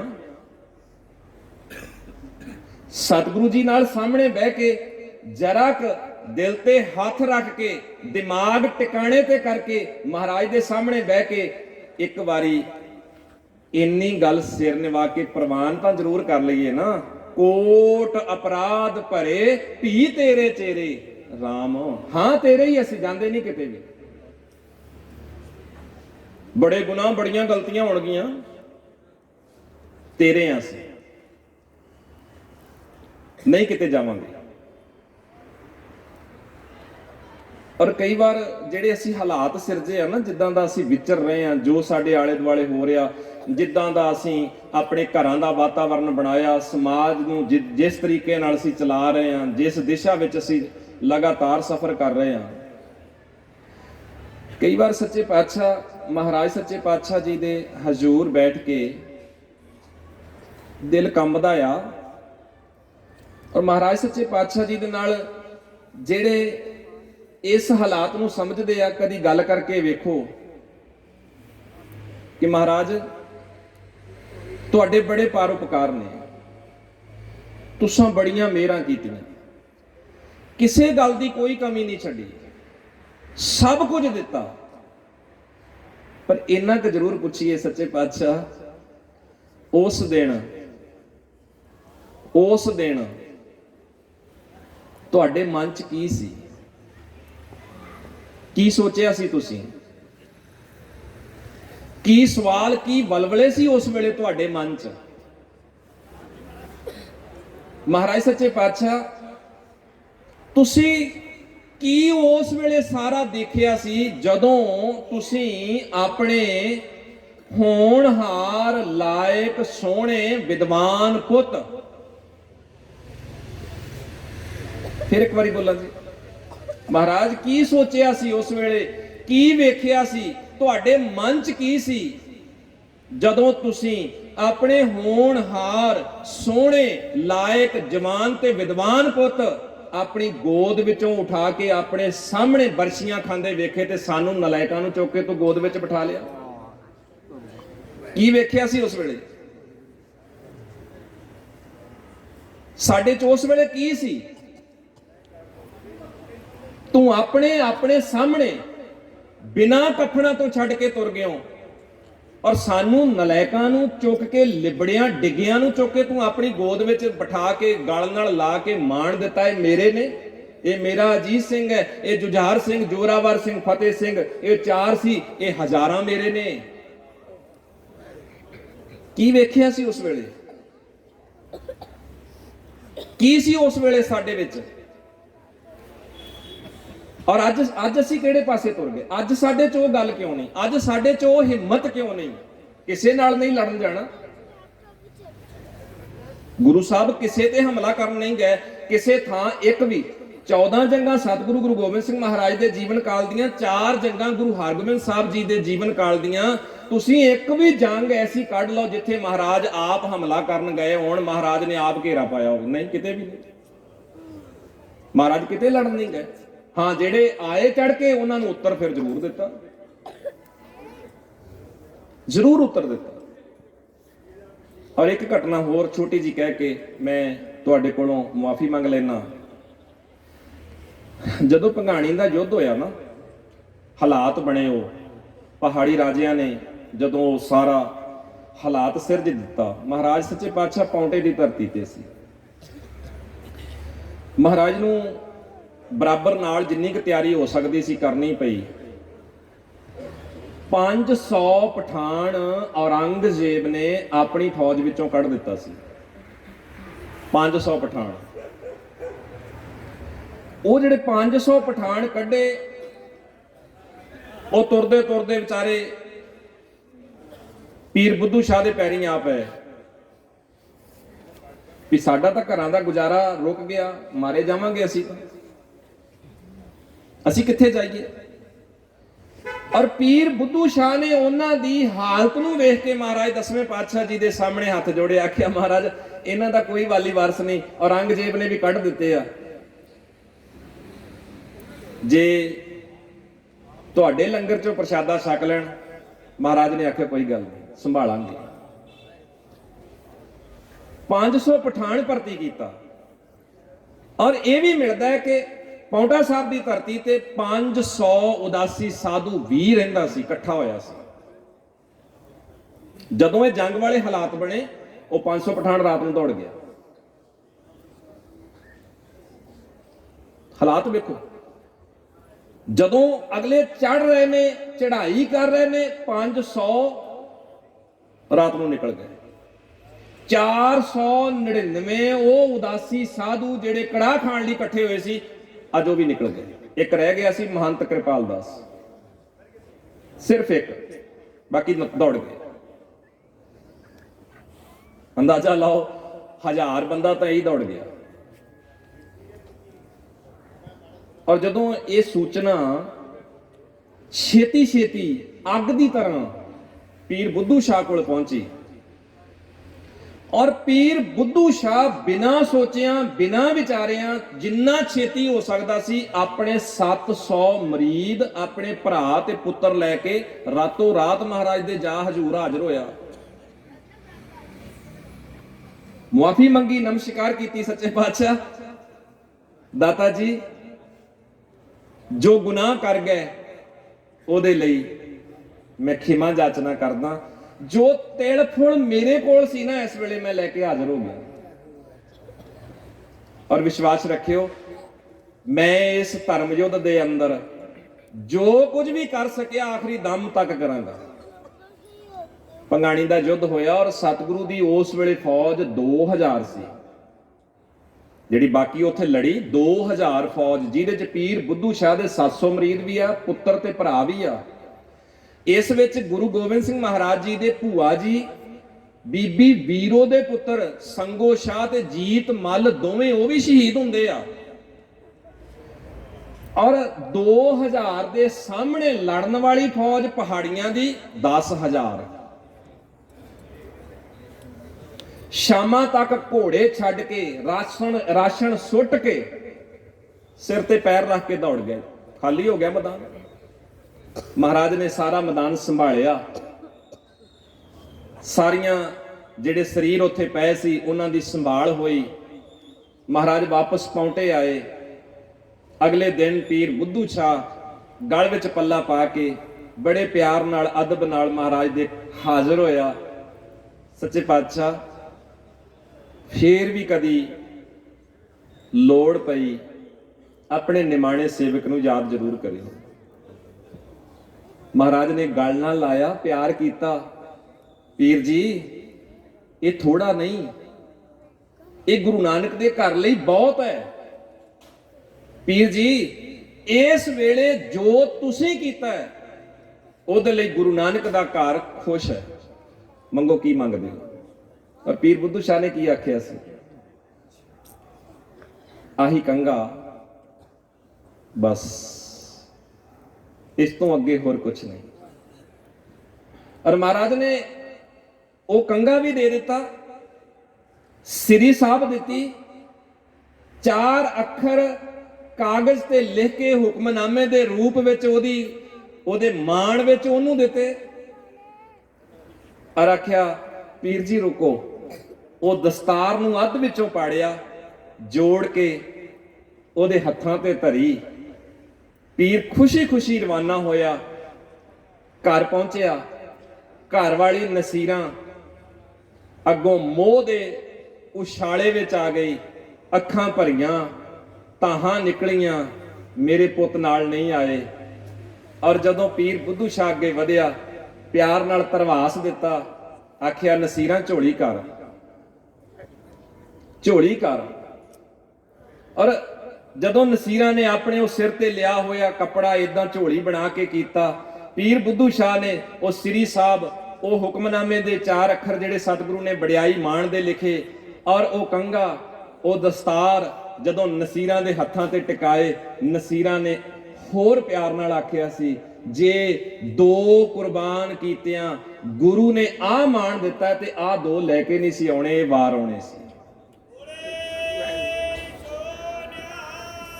ਔਰ ਉੱਥੇ ਉਹ ਬੋਲ ਜਿਹੜੇ ਆ ਬਹੁਤ ਭਾਵਪੂਰਤ ਆ, ਸਾਂਭਣ ਵਾਲੇ ਆ। ਔਰ ਉੱਥੇ ਉਹਨੇ ਪੀਰ ਬੁੱਧੂ ਸ਼ਾਹ ਨੇ ਜਿਹੜੀ ਉਹਨੇ ਭਾਵਨਾ ਦਿਖਾਈ, ਆਪਣੀ ਪਤਨੀ ਨਸੀਰਾਂ ਦੇ ਨਾਲ ਗੱਲਬਾਤ ਕਰਦਿਆਂ ਜੋ ਕਿਹਾ, ਆਖਿਆ ਹਸਨ ਤੇ ਹੁਸੈਨ ਦਾ ਲਹੂ ਅੱਜ ਫੇਰ ਤੌਹੀਦ ਦੇ ਗੁਲਸ਼ਨ ਦਾ ਪਹਿਰੇਦਾਰ ਬਣ ਗਿਆ। ਬੇਗਮ ਮੇਰੇ ਕਰਮ ਇਤਨਾ ਜ਼ੋਰ ਕਰ ਗਿਆ ਕਿ ਗੋਬਿੰਦ ਸਿੰਘ ਮੇਰਾ ਯਾਰ ਬਣ ਗਿਆ। ਆ ਮੈਨੂੰ ਦਸਤਾਰ ਦਿੱਤੀ ਉਹਨੇ, ਅੱਜ ਮੇਰਾ ਯਾਰ ਬਣ ਗਿਆ ਗੁਰੂ ਗੋਬਿੰਦ ਸਿੰਘ, ਮੈਨੂੰ ਮਾਣ ਹੈ, ਮੈਂ ਅੱਜ ਫਖਰ ਨਾਲ ਸਿਰ ਉੱਚਾ ਕਰਕੇ ਜੀ ਸਕਦਾ। 10ਵਾਂ ਨਾਨਕ ਅੱਜ ਮੇਰਾ ਮਿੱਤਰ ਹੈ। ਪਰ ਜਰਾ ਕਿ ਯਾਦ ਕਰਿਓ, ਜਦੋਂ ਅਸੀਂ ਇਹ ਬੋਲ ਪੜ੍ਹਦੇ ਆ ਨਾ, ਇਨ ਪੁੱਤਰਨ ਕੇ ਸੀਸ ਪਰ ਵਾਰ ਦੀਏ ਸੁਤ 4 ਮੂਏ ਤਾਂ ਕਿਆ ਪਿਆ ਜੀਵਤ, ਜਦੋਂ ਕਈ ਹਜ਼ਾਰ ਵਾਲੀ ਇਸ ਵਿਚਾਰ ਤੇ ਆਓਗੇ ਨਾ, ਤੇ ਪੀਰ ਬੁੱਧੂ ਸ਼ਾਹ ਜੀ ਦੇ ਇਹ ਬੋਲ ਜਦੋਂ ਤੁਹਾਡੇ ਹਿਰਦੇ ਦੇ ਅੰਦਰ ਟਿਕੇ ਹੋਣਗੇ, ਉਦੋਂ ਇਸ ਗੱਲ ਨੂੰ ਜ਼ਰੂਰ ਮਹਿਸੂਸ ਕਰਿਓ, ਇਹ ਦਸਤਾਰ ਕੱਪੜਾ ਨਹੀਂ, ਇਹ ਰੰਗਾਂ ਦਾ ਫੈਸ਼ਨ ਨਹੀਂ, ਇਹ ਧੜਿਆਂ ਦੀ ਪੱਗ ਨਹੀਂ, ਇਹ ਮੇਰੇ ਗੁਰੂ ਦੀ ਬਖਸ਼ੀ ਵਿਰਾਸਤ ਹੈ ਔਰ ਸਾਹਿਬਜ਼ਾਦਿਆਂ ਦੀ ਯਾਦ ਦਿਵਾਉਂਦੀ ਹੈ। ਇਹ ਦਸਤਾਰ ਸਤਿਗੁਰੂ ਨੇ ਉਹ ਸਾਹਿਬਜ਼ਾਦਿਆਂ ਵਾਲੀ ਸਾਡੇ ਸਿਰ ਤੇ ਟਿਕਾਈ ਹੈ ਔਰ ਸਾਡੇ ਚੋਂ ਅਜੀਤ ਸਿੰਘ, ਜੁਝਾਰ ਸਿੰਘ, ਜੋਰਾਵਰ ਸਿੰਘ, ਫਤਿਹ ਸਿੰਘ ਸਾਡੇ ਚੋਂ ਵੇਖਿਆ ਹੈ। ਇਹ ਕੱਪੜਾ ਨਹੀਂ। ਇੱਕ ਦੂਜੇ ਦੀ ਪੱਗ ਨੂੰ ਹੱਥ ਪਾਉਣ ਲੱਗਿਆਂ ਜਰਾ ਕੁ ਸੋਚਿਆ ਕਰੋ, ਜਰਾ ਕੁ ਘਬਰਾਇਆ ਕਰੋ। ਇਹ ਪੱਗ ਸਾਡੀ ਨਹੀਂ, ਤੇਰੀ ਮੇਰੀ ਨਹੀਂ, ਕਿਸੇ ਧੜੇ ਦੀ ਨਹੀਂ। ਇਹ ਪੱਗ 10ਵੇਂ ਪਾਤਸ਼ਾਹ ਜੀ ਨੇ ਆਪਣੇ ਪਰਿਵਾਰ ਨੂੰ ਵਾਰ ਕੇ, ਕੁਰਬਾਨੀਆਂ ਕਰਕੇ, ਪਰਉਪਕਾਰ ਕਰਦਿਆਂ ਵਿਰਾਸਤ ਦੇ ਵਿੱਚ ਸਾਨੂੰ ਦਿੱਤੀ ਹੈ। ਕਰਾਂਗੇ ਕਦਰ, ਰੱਖਾਂਗੇ ਯਾਦ। ਆਪਣੇ ਬੱਚਿਆਂ ਨੂੰ ਆਪਣੇ ਸਾਹਮਣੇ ਖਿਲਾਰ ਕੇ, ਸੁੱਤਿਆਂ ਨੂੰ, ਸਕੂਲ ਜਾਂਦਿਆਂ ਨੂੰ, ਖੇਡਦਿਆਂ ਨੂੰ, ਘਰ ਵਿੱਚ ਤੁਰਦਿਆਂ ਫਿਰਦਿਆਂ ਨੂੰ ਵੇਂਦਿਆਂ ਇੰਨਾ ਕੁ ਜ਼ਰੂਰ ਇੱਕ ਵਾਰੀ, ਇੰਨਾ ਕੁ ਕਦੀ ਕਦਾਈ, ਮੈਂ ਨਾ ਰੋਜ਼ ਨਹੀਂ, ਚਲੋ ਕਦੀ ਕਦਾਈ ਇੰਨਾ ਕੁ ਇੱਕ ਵਾਰੀ ਸੋਚ ਲਿਆ ਕਰੀਏ। ਇਦਾਂ ਦਾ ਹੀ ਅਜੀਤ ਸਿੰਘ ਸੀ ਜਦੋਂ ਦਾੜੀ ਉਤਰਦੀ ਸੀ, ਪਰ ਸਤਿਗੁਰੂ ਕੁਰਬਾਨ ਕਰ ਆਏ। ਇਦਾਂ ਦਾ ਹੀ ਫਤਿਹ ਸਿੰਘ ਸੀ, ਛੋਟਾ ਜਿਹਾ 7 ਸਾਲ ਦਾ। ਔਰ ਜਦੋਂ ਰਾਏ ਕੱਲੇ ਮਹਾਰਾਜ ਸੱਚੇ ਪਾਤਸ਼ਾਹ ਨੇ ਰਾਏ ਕੱਲੇ ਉੱਥੇ ਬੈਠੇ, ਰਾਏਕੋਟ ਬੈਠੇ ਰਾਏ ਕੱਲੇ ਦੇ ਕੋਲ, ਤੇ ਰਾਏ ਕੱਲੇ ਨੇ ਆਖਿਆ ਮਹਾਰਾਜ ਕੀ ਸੇਵਾ ਕਰਾਂ। ਕਹਿਣ ਲੱਗੇ ਰਾਏ ਕੱਲੇ ਜੀ, ਰਾਏ ਜੀ ਜੇ ਹੋ ਸਕਦਾ ਹੈ ਨਾ ਤੇ ਮਾਤਾ ਜੀ ਦਾ ਛੋਟੇ ਸਾਹਿਬਜ਼ਾਦਿਆਂ ਦਾ ਇੱਕ ਵਾਰੀ ਪਤਾ ਕਰਾਓ। ਪਰ ਤੁਸੀਂ ਉਹ ਨਾਂ ਸੁਣਿਆ, ਨੂਰਾ ਮਾਹੀ, ਉਹਨੂੰ ਭੇਜਿਆ। ਉਹ ਜਿਵੇਂ ਕਿਵੇਂ ਖਤਰੇ ਮੁੱਲ ਲੈ ਕੇ ਵਿਚਾਰਾ ਜਿੱਧਰ ਦੀ ਕਿੱਧਰ ਦੀ, ਕਿੱਦਾਂ ਉਹ ਕਿਹੜਿਆਂ ਹਾਲਾਤਾਂ ਵਿੱਚ ਦੀ। ਇੰਨਾ ਸੀਰੀਅਸ ਮਸਲਾ ਹੈ ਤੇ ਸੌਖਾ ਤਾਂ ਨਹੀਂ ਨਾ ਹੈਗਾ। ਉਹ ਖਬਰ ਕਢਾ ਕੇ, ਸਾਰਾ ਪਤਾ ਕਰਕੇ, ਸਭ ਪੁੱਛ ਕੇ, ਸਾਰੀ ਗੱਲਬਾਤ ਐਨ ਸਾਰਾ ਨਤਾਰਾ ਕਰਕੇ ਉਹ ਰਾਏਕੋਟ ਪਹੁੰਚਿਆ ਔਰ ਮਹਾਰਾਜ ਸੱਚੇ ਪਾਤਸ਼ਾਹ ਜੀ ਦੇ ਕੋਲ ਜਾ ਕੇ ਹਾਜ਼ਰ ਹੋਇਆ ਔਰ ਮਨ ਬਹੁਤ ਦੁਖੀ ਆ। ਪਰ ਜਦੋਂ ਨਮਸਕਾਰ ਕੀਤੀ, ਮਹਾਰਾਜ ਸੱਚੇ ਪਾਤਸ਼ਾਹ ਆਖਣ ਲੱਗੇ, ਨੂਰਿਆ ਕੀ ਖਬਰ ਲਿਆਇਆ? ਬੋਲਿਆ ਨਹੀਂ। ਨੂਰਿਆ ਦੱਸਦਾ ਨਹੀਂ ਕੀ ਖਬਰ ਲੈ ਕੇ ਆਇਆ, ਕੀ ਪਤਾ ਕਰਕੇ ਆਇਆ? ਰੋਇਆ, ਉੱਬਾਂ ਮਾਰ ਮਾਰ ਰੋਇਆ। ਆਖਣ ਲੱਗਾ ਮਹਾਰਾਜ ਜ਼ੁਬਾਨ ਨਹੀਂ ਸਾਥ ਦਿੰਦੀ। ਔਰ ਉੱਥੇ ਅਖੀਰ ਤੇ ਉਹਨੂੰ ਪੁੱਛਦੇ ਨੇ, ਨੂਰਿਆ ਫਤਿਹ ਸਿੰਘ ਨੇ ਹਾਏ ਤਾਂ ਨਹੀਂ ਨਾ ਕਿਹਾ? ਔਰ ਇਹ ਜਿਹੜੀ ਪੀੜ ਆ ਨਾ, ਮਹਿਸੂਸ ਕਰਕੇ ਦੇਖੀਏ ਇੱਕ ਵਾਰੀ, ਇਹਨੂੰ ਇੱਕ ਵਾਰੀ ਲੈ ਕੇ ਜਾਈਏ ਆਪਣੇ ਘਰਾਂ ਤੱਕ। ਸਾਡਾ ਘਰ ਸੁਧਰ ਜਾਏਗਾ, ਸਾਡਾ ਸਮਾਜ ਸੁਧਰ ਜਾਏਗਾ, ਅਸੀਂ ਗੁਰੂ ਦੇ ਪਿਆਰ ਵਿੱਚ ਭਿੱਜ ਜਾਵਾਂਗੇ। ਮਾਣੀਏ ਨਾ ਇੱਕ ਵਾਰ। ਇਹ ਕਥਾ ਕਹਾਣੀਆਂ ਕਰਕੇ ਛੱਡ ਕੇ ਤੁਰ ਗਏ, ਕੋਈ ਕਵਿਤਾ ਪੜ੍ਹਤੀ, ਕੋਈ ਇਧਰੋਂ, ਸਭ ਜਾਇਜ਼ ਹੈ, ਠੀਕ ਹੈ। ਮੈਂ ਕੋਈ ਗੁਨਾਹ ਨਹੀਂ ਕਹਿ ਰਿਹਾ, ਪਰ ਮੈਂ ਕਹਿੰਦਾ ਇਹਨੂੰ ਦਿਲ ਤੇ ਲੈ ਕੇ ਜਾਈਏ। ਸੁਣ ਸੁਣਾ ਕੇ ਇੱਥੇ ਹੀ ਕੰਨਾਂ ਦਾ ਰਸ ਛੱਡ ਕੇ ਚਲੇ ਗਏ, ਕੀ ਹੋਏਗਾ? ਔਰ ਸਤਿਗੁਰੂ ਦੇ ਉਹ ਬੋਲ ਜਿਹੜੇ ਅਸੀਂ ਯਾਦ ਕਰ ਰਹੇ ਹਾਂ, ਰਾਤੀ ਹੋਵਨ ਕਾਲੀਆਂ ਸੁਫੇਦਾਂ ਸੇ ਵੰਨ, ਦੇਹ ਬੱਗਾ ਤਪੈ ਘਣਾ ਕਾਲਿਆਂ ਕਾਲੇ ਵੰਨ। ਚਿੱਟਾ ਦਿਨ ਚੜਿਆ ਹੋਵੇ, ਕਾਲੇ ਕਾਲੇ ਹੀ ਰਹਿ ਜਾਂਦੇ ਆ। ਕਾਲਿਆਂ ਨੇ ਪ੍ਰਭਾਵ ਦਿਨ ਦਾ ਚਿੱਟਾ ਕਬੂਲਿਆ ਹੀ ਨਹੀਂ। ਅਸੀਂ ਉਹ ਕਾਲੇ ਨਹੀਂ ਹਾਂ ਜਿਹੜੇ ਦਿਨ ਦਾ ਚਿੱਟਾ ਪ੍ਰਭਾਵ ਨਾ ਕਬੂਲੀਏ। ਅਸੀਂ ਕਬੂਲਾਂਗੇ। ਅਸੀਂ ਗੁਰੂ ਦੇ ਚਾਨਣ ਵਿੱਚ ਬੈਠੇ ਹਾਂ, ਗੁਰੂ ਦੀ ਰੌਸ਼ਨੀ ਵਿੱਚ ਬੈਠੇ ਹਾਂ। ਇਸ ਜੱਗ ਮੈਂ ਸਤਿਗੁਰੂ ਦਾ ਚਾਨਣ ਹੈ, ਗੁਰਬਾਣੀ ਇਸ ਜੱਗ ਮੈਂ ਚਾਨਣ। ਅਸੀਂ ਚਾਨਣ ਵਿੱਚ ਬੈਠੇ ਹਾਂ ਤੇ ਚਾਨਣ ਨੂੰ ਕਬੂਲ ਕਿਉਂ ਨਾ ਕਰਾਂਗੇ? ਅਸੀਂ ਪੱਥਰ ਥੋੜੀ ਹਾਂ। ਅਸੀਂ ਮੂਰਖ ਅੰਧ ਗਿਆਨ, ਅਸੀਂ ਮੂਰਖ ਤੇ ਅੰਨੇ ਗਿਆਨ ਵਾਲੇ, ਅੰਨੀ ਸਮਝ ਵਾਲੇ ਥੋੜੀ ਹਾਂ। ਅਸੀਂ ਗੁਰੂ ਦੀ ਭੈ ਭਾਵਨੀ ਚ ਵਿਚਰਨ ਵਾਲੇ ਹਾਂ। ਅਸੀਂ ਗੁਰੂ ਦਾ ਚਾਨਣ ਕਬੂਲ ਕਰਾਂਗੇ। ਔਰ ਰੋਜ਼ ਗੁਰੂ ਪਿਆਰਿਓ ਪੜ੍ਹਦੇ ਹੋ, ਰੋਜ਼ ਪੜ੍ਹਦੇ ਹੋ। ਉਹ ਤਾਂ ਪੀਰ ਬੁੱਧੂ ਸ਼ਾਹ ਨੇ ਭੰਗਾਣੀ ਦੇ ਜੰਗ ਦੇ ਅੰਦਰ ਜੋ ਹੋਇਆ ਬੀਤਿਆ ਉਹ ਪੌਂਟਾ ਸਾਹਿਬ ਦੀ ਧਰਤੀ ਤੋਂ ਮਾਣਿਆ ਤੇ ਸਢੌਰੇ ਜਾ ਕੇ ਆਪਣੇ ਨਗਰ ਆਪਣੀ ਪਤਨੀ ਦੇ ਨਾਲ ਸਾਂਝਾ ਕੀਤਾ, ਜਿਹੜਾ ਅਸੀਂ ਵਿਚਾਰਿਆ। ਅਸੀਂ ਰੋਜ਼ ਕਹਿੰਦੇ ਆ ਸਤਿਗੁਰੂ ਦੇ ਕੋਲ ਬਹਿ ਕੇ, ਤੁਹਾਨੂੰ ਸਾਰਿਆਂ ਨੂੰ ਯਾਦ ਹੈ, ਤੁਸੀਂ ਪੜ੍ਹਦੇ ਹੋ, ਬੱਚਿਆਂ ਤੱਕ ਯਾਦ ਹੈ। ਅਸੀਂ ਰੋਜ਼ ਮਹਾਰਾਜ ਸੱਚੇ ਪਾਤਸ਼ਾਹ ਦੇ ਸਾਹਮਣੇ ਖਲੋ ਕੇ ਬਹਿ ਕੇ ਕਹਿੰਦੇ ਆ, ਮੇਰੇ ਮੀਤ ਗੁਰਦੇਵ ਮੋਕੋ ਰਾਮ ਨਾਮ ਪ੍ਰਗਾਸ਼। ਅਸੀਂ ਗੁਰੂ ਨੂੰ ਕਿੱਦਾਂ ਆਵਾਜ਼ ਮਾਰੀ? ਮੇਰੇ ਮੀਤ ਗੁਰਦੇਵ, ਹੇ ਮੇਰੇ ਮਿੱਤਰ ਗੁਰਦੇਵ, ਮੈਨੂੰ ਰੱਬ ਦੇ ਨਾਮ ਦਾ ਚਾਨਣ ਦੇ। ਔਰ ਜਦੋਂ ਅਸੀਂ ਗੁਰੂ ਨੂੰ ਮਿੱਤਰ ਕਹਿ ਕੇ ਪੁਕਾਰਿਆ ਨਾ, ਫਿਰ ਗੁਰੂ ਵੀ ਅੱਗੋਂ ਪ੍ਰੇਮ ਭਾਵ ਦੇ ਵਿੱਚ ਆ ਕੇ ਕਹਿੰਦਾ, ਗੁਰਸਿੱਖ ਮੀਤ ਚੱਲੋ ਗੁਰ ਚੱਲ। ਸਿੱਖ ਗੁਰੂ ਨੂੰ ਮਿੱਤਰ ਕਵੇ ਤੇ ਗੁਰੂ ਸਿੱਖ ਨੂੰ ਮਿੱਤਰ ਕਵੇ, ਇਦੋਂ ਵੱਡੀ ਸਾਂਝ ਹੋਰ ਕੀ ਹੋ ਸਕਦੀ ਹੈ? ਅਸੀਂ ਮਿੱਤਰਤਾਈ ਨਿਭਾਈਏ, ਅਸੀਂ ਮਿੱਤਰਤਾਈ ਨੂੰ ਪਾਲੀਏ, ਦਾਗ ਨਾ ਲੱਗੇ। ਅਸੀਂ ਇਸ ਲੜੀ 'ਚ ਕਦੇ ਨਹੀਂ ਆਉਣਾ, ਕਿਸੇ ਨੇ ਨਹੀਂ ਆਉਣਾ। ਮਨ ਮੁਖਾਂ ਕੇਰੀ ਦੋਸਤੀ, ਮਾਇਆ ਕਾ ਸੰਬੰਧ, ਵੇਖਦਿਆਂ ਹੀ ਭੱਜ ਜਾਣ, ਕਦੇ ਨਾ ਪਾਇਣ ਬੰਦ। ਜਿਚਰ ਪਹਿਨਣ ਖਾਵਣੇ, ਤਿਚਰ ਰੱਖਣ ਗੰਢ, ਜਿਤ ਦਿਨ ਕਿਛ ਨਾ ਹੋਵੇ, ਤਿਤ ਦਿਨ ਬੋਲਣ ਗੰਧ। ਕਰਦੇ ਫਿਰਦੇ ਆ ਸਾਡੇ ਲੋਕ, ਚਾਰ ਰੋਟੀਆਂ ਉਧਰ ਵੇਖੀਆਂ, ਹਾਲੇਲੂਇਆ ਉਧਰ ਜਾ ਕੇ ਕਰ ਲਿਆ। ਟਲਦੇ ਅਸੀਂ ਕਿਤੇ? ਰੰਗ ਬਦਲ ਲਿਆ, ਸ਼ਕਲ ਬਦਲ ਲਈ, ਨਾਮ ਬਦਲ ਲਿਆ, ਅਸੀਂ ਨਹੀਂ ਟਲਦੇ। ਪਰ ਜਿੰਨੇ ਅਸੀਂ ਇੱਥੇ ਜੁੜ ਕੇ ਬੈਠੇ ਆ, ਕਮ ਸੋ ਕਮ ਸਾਡਾ ਤਾਂ ਇਹ ਮਨ ਕਰਦਾ ਕਿ ਅਸੀਂ ਜੋ ਸਤਿਗੁਰੂ ਦੇ ਹਜ਼ੂਰ ਬਹਿ ਕੇ, ਜੋ ਸਾਡਾ ਇਤਿਹਾਸ ਤੇ ਸਾਡੀ ਸਤਿਗੁਰੂ ਦੀ ਬਾਣੀ ਸਾਨੂੰ ਕਹਿੰਦੀ ਆ, ਅਸੀਂ ਤਾਂ ਕਦਮ ਕਦਮ ਸਤਿਗੁਰੂ ਦੀ ਬਾਣੀ ਨਾਲ ਤੁਰਾਂਗੇ। ਹਾਂ, ਇਹ ਕਬੂਲ ਕਰਦੇ ਆ ਸਾਡੇ 'ਚ ਲੱਖਾਂ ਗੁਨਾਹ, ਲੱਖਾਂ ਔਗਣ, ਕਈ ਗਲਤੀਆਂ, ਕਈ ਬਾਦ ਘਾਟ ਹੋਣਗੀਆਂ, ਪਰ ਅਸੀਂ ਇਹ ਕਬੂਲ ਜ਼ਰੂਰ ਕਰਦੇ ਆ, ਕੋਟ ਅਪਰਾਧ ਭਰੇ ਭੀ ਤੇਰੇ ਚਿਹਰੇ। ਕੋਈ ਗੱਲ, ਵਾਧਾਂ ਘਾਟਾਂ ਹੋਣਗੀਆਂ, ਇਹ ਬਾਦ ਘਾਟ ਲੈ ਕੇ ਤੇਰੇ ਕੋਲ ਆਏ ਆ, ਕੱਢਣੀ ਵੀ ਤੇ ਤੂੰ ਹੀ ਆ ਨਾ।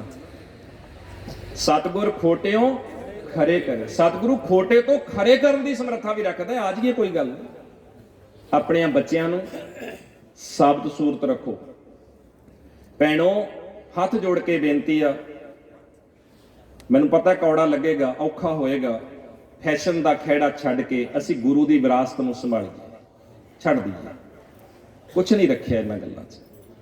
ਘਰ ਬਹਿ ਕੇ ਜਿੰਨੇ ਵੀਰ ਭੈਣਾਂ ਤੁਸੀਂ ਆਏ ਹੋ, ਕਿਉਂਕਿ ਅਸੀਂ ਆਮ ਤੌਰ ਤੇ ਬਹਾਨੇਬਾਜ਼ੀ ਕਰਦੇ ਆਂ, ਵਿਹਲੇ ਨਹੀਂ, ਸਮਾਂ ਨਹੀਂ, ਬਿਜੀ ਬੜੇ ਆ, ਕਈ ਕੁਛ ਅਸੀਂ ਕਰਦੇ ਆਂ। ਮੈਂ ਕਹਿੰਦਾ ਦਿਨ 'ਚ ਜਦੋਂ ਵੀ ਤੁਹਾਡੇ ਕੋਲ ਸਮਾਂ ਬਣੇ, ਦੁਪਹਿਰੇ, ਸਵੇਰੇ, ਸ਼ਾਮੀ, ਸੌਣ ਲੱਗਿਆਂ 5-7 ਮਿੰਟ ਆਪਣੇ ਘਰਾਂ 'ਚ ਪੋਥੀਆਂ ਗੁੱਟ ਕੇ ਰੱਖ ਕੇ ਆਪ ਬਾਣੀ ਪੜ੍ਹਨ ਦਾ ਉਪਰਾਲਾ ਕਰਿਆ ਕਰੋ। ਜਿਹੜੇ ਵੀਰ ਭੈਣਾਂ ਪੜ੍ਹਦੇ ਹੋ, ਉਹ ਪੜ੍ਹੀ ਜਾ ਰਹੀ ਬਾਣੀ ਨੂੰ ਥੋੜਾ ਜਿਹਾ ਸਮਝਣ ਦਾ ਅਸੀਂ ਉਪਰਾਲਾ ਕਰੀਏ। ਘਰ ਬਹਿ ਕੇ ਕਰ ਲਈਏ, ਕੋਈ ਗੱਲ ਕਰੋ। ਕਿਸੇ ਵਹਿਮ ਭਰਮ ਪਖੰਡ 'ਚ ਪੈਣ ਦੀ ਲੋੜ ਨਹੀਂ, ਛੱਡ ਦਿਓ ਸਾਰੀਆਂ ਗੱਲਾਂ। ਕੋਈ ਕੁੰਡਲੀਆਂ ਖਿਲਾਉਣ ਦੀ ਲੋੜ ਨਹੀਂ, ਤੁਹਾਨੂੰ ਰਾਸ਼ੀ ਫਲ ਦੇਖਣ ਦੀ ਲੋੜ ਨਹੀਂ। ਸਾਡਾ ਗੁਰੂ ਨਾਲ ਵਾਸਤਾ ਹੈ, ਔਰ ਗੁਰੂ ਨਾਲ ਵਾਸਤਾ ਰੱਖ ਕੇ ਅਸੀਂ ਦ੍ਰਿੜ ਵਿਸ਼ਵਾਸ ਦੇ ਨਾਲ ਇਹ ਕਹੀਏ, ਸਭ ਤੇ ਵੱਡਾ ਸਤਿਗੁਰ ਨਾਨਕ ਜਿਨ ਗੱਲ ਰਾਖੀ ਮੇਰੀ। ਗੁਰੂ ਨੇ ਉਦੋਂ ਵੀ ਰੱਖ ਲਈ, ਅੱਜ ਵੀ ਰੱਖਦਾ ਹੈ। ਗੁਰੂ ਉਸੇ ਤਰ੍ਹਾਂ ਅੱਜ ਵੀ ਸਾਨੂੰ ਆਵਾਜ਼ਾਂ ਮਾਰਦਾ ਹੈ। ਆਓ ਗੁਰੂ ਦੇ ਪਿਆਰ ਵਿੱਚ ਭਿੱਜ ਕੇ ਅਸੀਂ ਉਹਨਾਂ ਸਾਹਿਬਜ਼ਾਦਿਆਂ ਨੂੰ, ਮਾਤਾ ਜੀ ਨੂੰ, ਉਹਨਾਂ ਸੈਂਕੜੇ ਹਜ਼ਾਰਾਂ ਨੌਜਵਾਨ ਸੋਹਣੇ ਗੁਰਸਿੱਖ ਸ਼ਹੀਦਾਂ ਨੂੰ ਨਮਸਕਾਰ ਕਰਦੇ ਆਂ, ਸਿਜਦਾ ਕਰਦੇ ਆਂ, ਸਿਰ ਝੁਕਾਉਂਦੇ ਆਂ। ਇਹ ਆਪਣੇ ਆਪ ਵਿੱਚ ਵਾਅਦਾ ਕਰ ਲਈਏ ਕਿ ਸਤਿਗੁਰੂ ਗਰੀਬ ਨਿਵਾਜ ਸੱਚੇ ਪਾਤਸ਼ਾਹ ਜੀ ਦੀ ਅਸੀਂ ਪੁੱਤਰ ਧੀਆਂ ਬਣ ਕੇ ਇਹ ਮਾਣ ਸਦਾ ਆਪਣੇ ਸਿਰ ਤੇ ਸੰਭਾਲ ਕੇ ਰੱਖਾਂਗੇ। ਇਸ ਮਾਣ ਨੂੰ ਕਦੀ ਟੁੱਟਣ ਨਹੀਂ ਦੇਵਾਂਗੇ। ਮਹਾਰਾਜ ਸੱਚੇ ਪਾਤਸ਼ਾਹ ਕਿਰਪਾ ਕਰਨ ਜੀ। ਤੁਹਾਡਾ ਸਾਰਿਆਂ ਦਾ, ਜਿੰਨੇ ਵੀ ਤੁਸੀਂ ਮਾਈ ਭਾਈ ਇੱਥੇ ਜੁੜ ਬੈਠੇ ਹੋ, ਤੁਹਾਡਾ ਸਾਰਿਆਂ ਦਾ, ਦੂਰ ਦਰਾਡਿਓਂ ਜਿੱਥੋਂ ਵੀ ਆਏ ਤੁਸੀਂ, ਤੁਹਾਡਾ ਸਾਰਿਆਂ ਦਾ ਭਾਈ ਬਹੁਤ ਬਹੁਤ ਧੰਨਵਾਦ। ਇੱਥੋਂ ਦੇ ਜਿੰਨੇ ਵੀ ਸੱਜਣਾ ਨੇ ਆਪਾਂ ਨੂੰ ਇਹ ਬੈਠਣ ਲਈ ਪ੍ਰਬੰਧ ਸਿਰਜ ਕੇ ਦਿੱਤਾ ਹੈ, ਇਹਨਾਂ ਸਾਰਿਆਂ ਪ੍ਰਬੰਧਕਾਂ ਦਾ ਵੀ, ਇਸ ਇਲਾਕੇ ਦੇ ਸਾਰੇ ਸੱਜਣਾ ਦਾ ਬਹੁਤ ਬਹੁਤ ਧੰਨਵਾਦ ਕਰਦਾ ਹਾਂ। ਅਸੀਂ ਸਾਰੇ ਇਹਨਾਂ ਦੇ ਇਸ ਸਹਿਯੋਗ ਪ੍ਰਬੰਧ ਦੇ ਨਾਲ ਇੱਥੇ ਜੁੜ ਕੇ ਬੈਠ ਸਕੇ ਹਾਂ, ਆਰਾਮ ਨਾਲ ਬੈਠ ਸਕੇ ਹਾਂ। ਗੁਰੂ ਦੀਆਂ ਬਾਤਾਂ, ਗੁਰੂ ਦੀ ਵਿਚਾਰ ਅਸੀਂ ਆਪਣੇ ਹਿਰਦਿਆਂ ਤੱਕ ਲਿਜਾਣ ਦਾ ਯਤਨ ਕੀਤਾ ਹੈ। ਸਾਰਿਆਂ ਦਾ ਤੁਹਾਡਾ ਬਹੁਤ ਬਹੁਤ ਧੰਨਵਾਦ ਕਰਦਾ। ਵਿਚਾਰ ਕਰਦੇ ਹਾਂ ਬੇਅੰਤ ਬਾਦ ਘਾਟ ਭੁੱਲਾਂ ਚੁੱਕਾਂ ਗਲਤੀਆਂ ਜੋ ਤੁਹਾਨੂੰ ਨਜ਼ਰ ਆਈਆਂ, ਉਹਦੇ ਲਈ ਮੈਂ ਦੋਵੇਂ ਹੱਥ ਜੋੜ ਕੇ ਆਪ ਸਾਰਿਆਂ ਪਾਸੋਂ ਖਿਮਾ ਮੰਗਦਾ। ਵਾਹਿਗੁਰੂ ਜੀ ਕਾ ਖਾਲਸਾ, ਵਾਹਿਗੁਰੂ ਜੀ ਕੀ ਫਤਿਹ।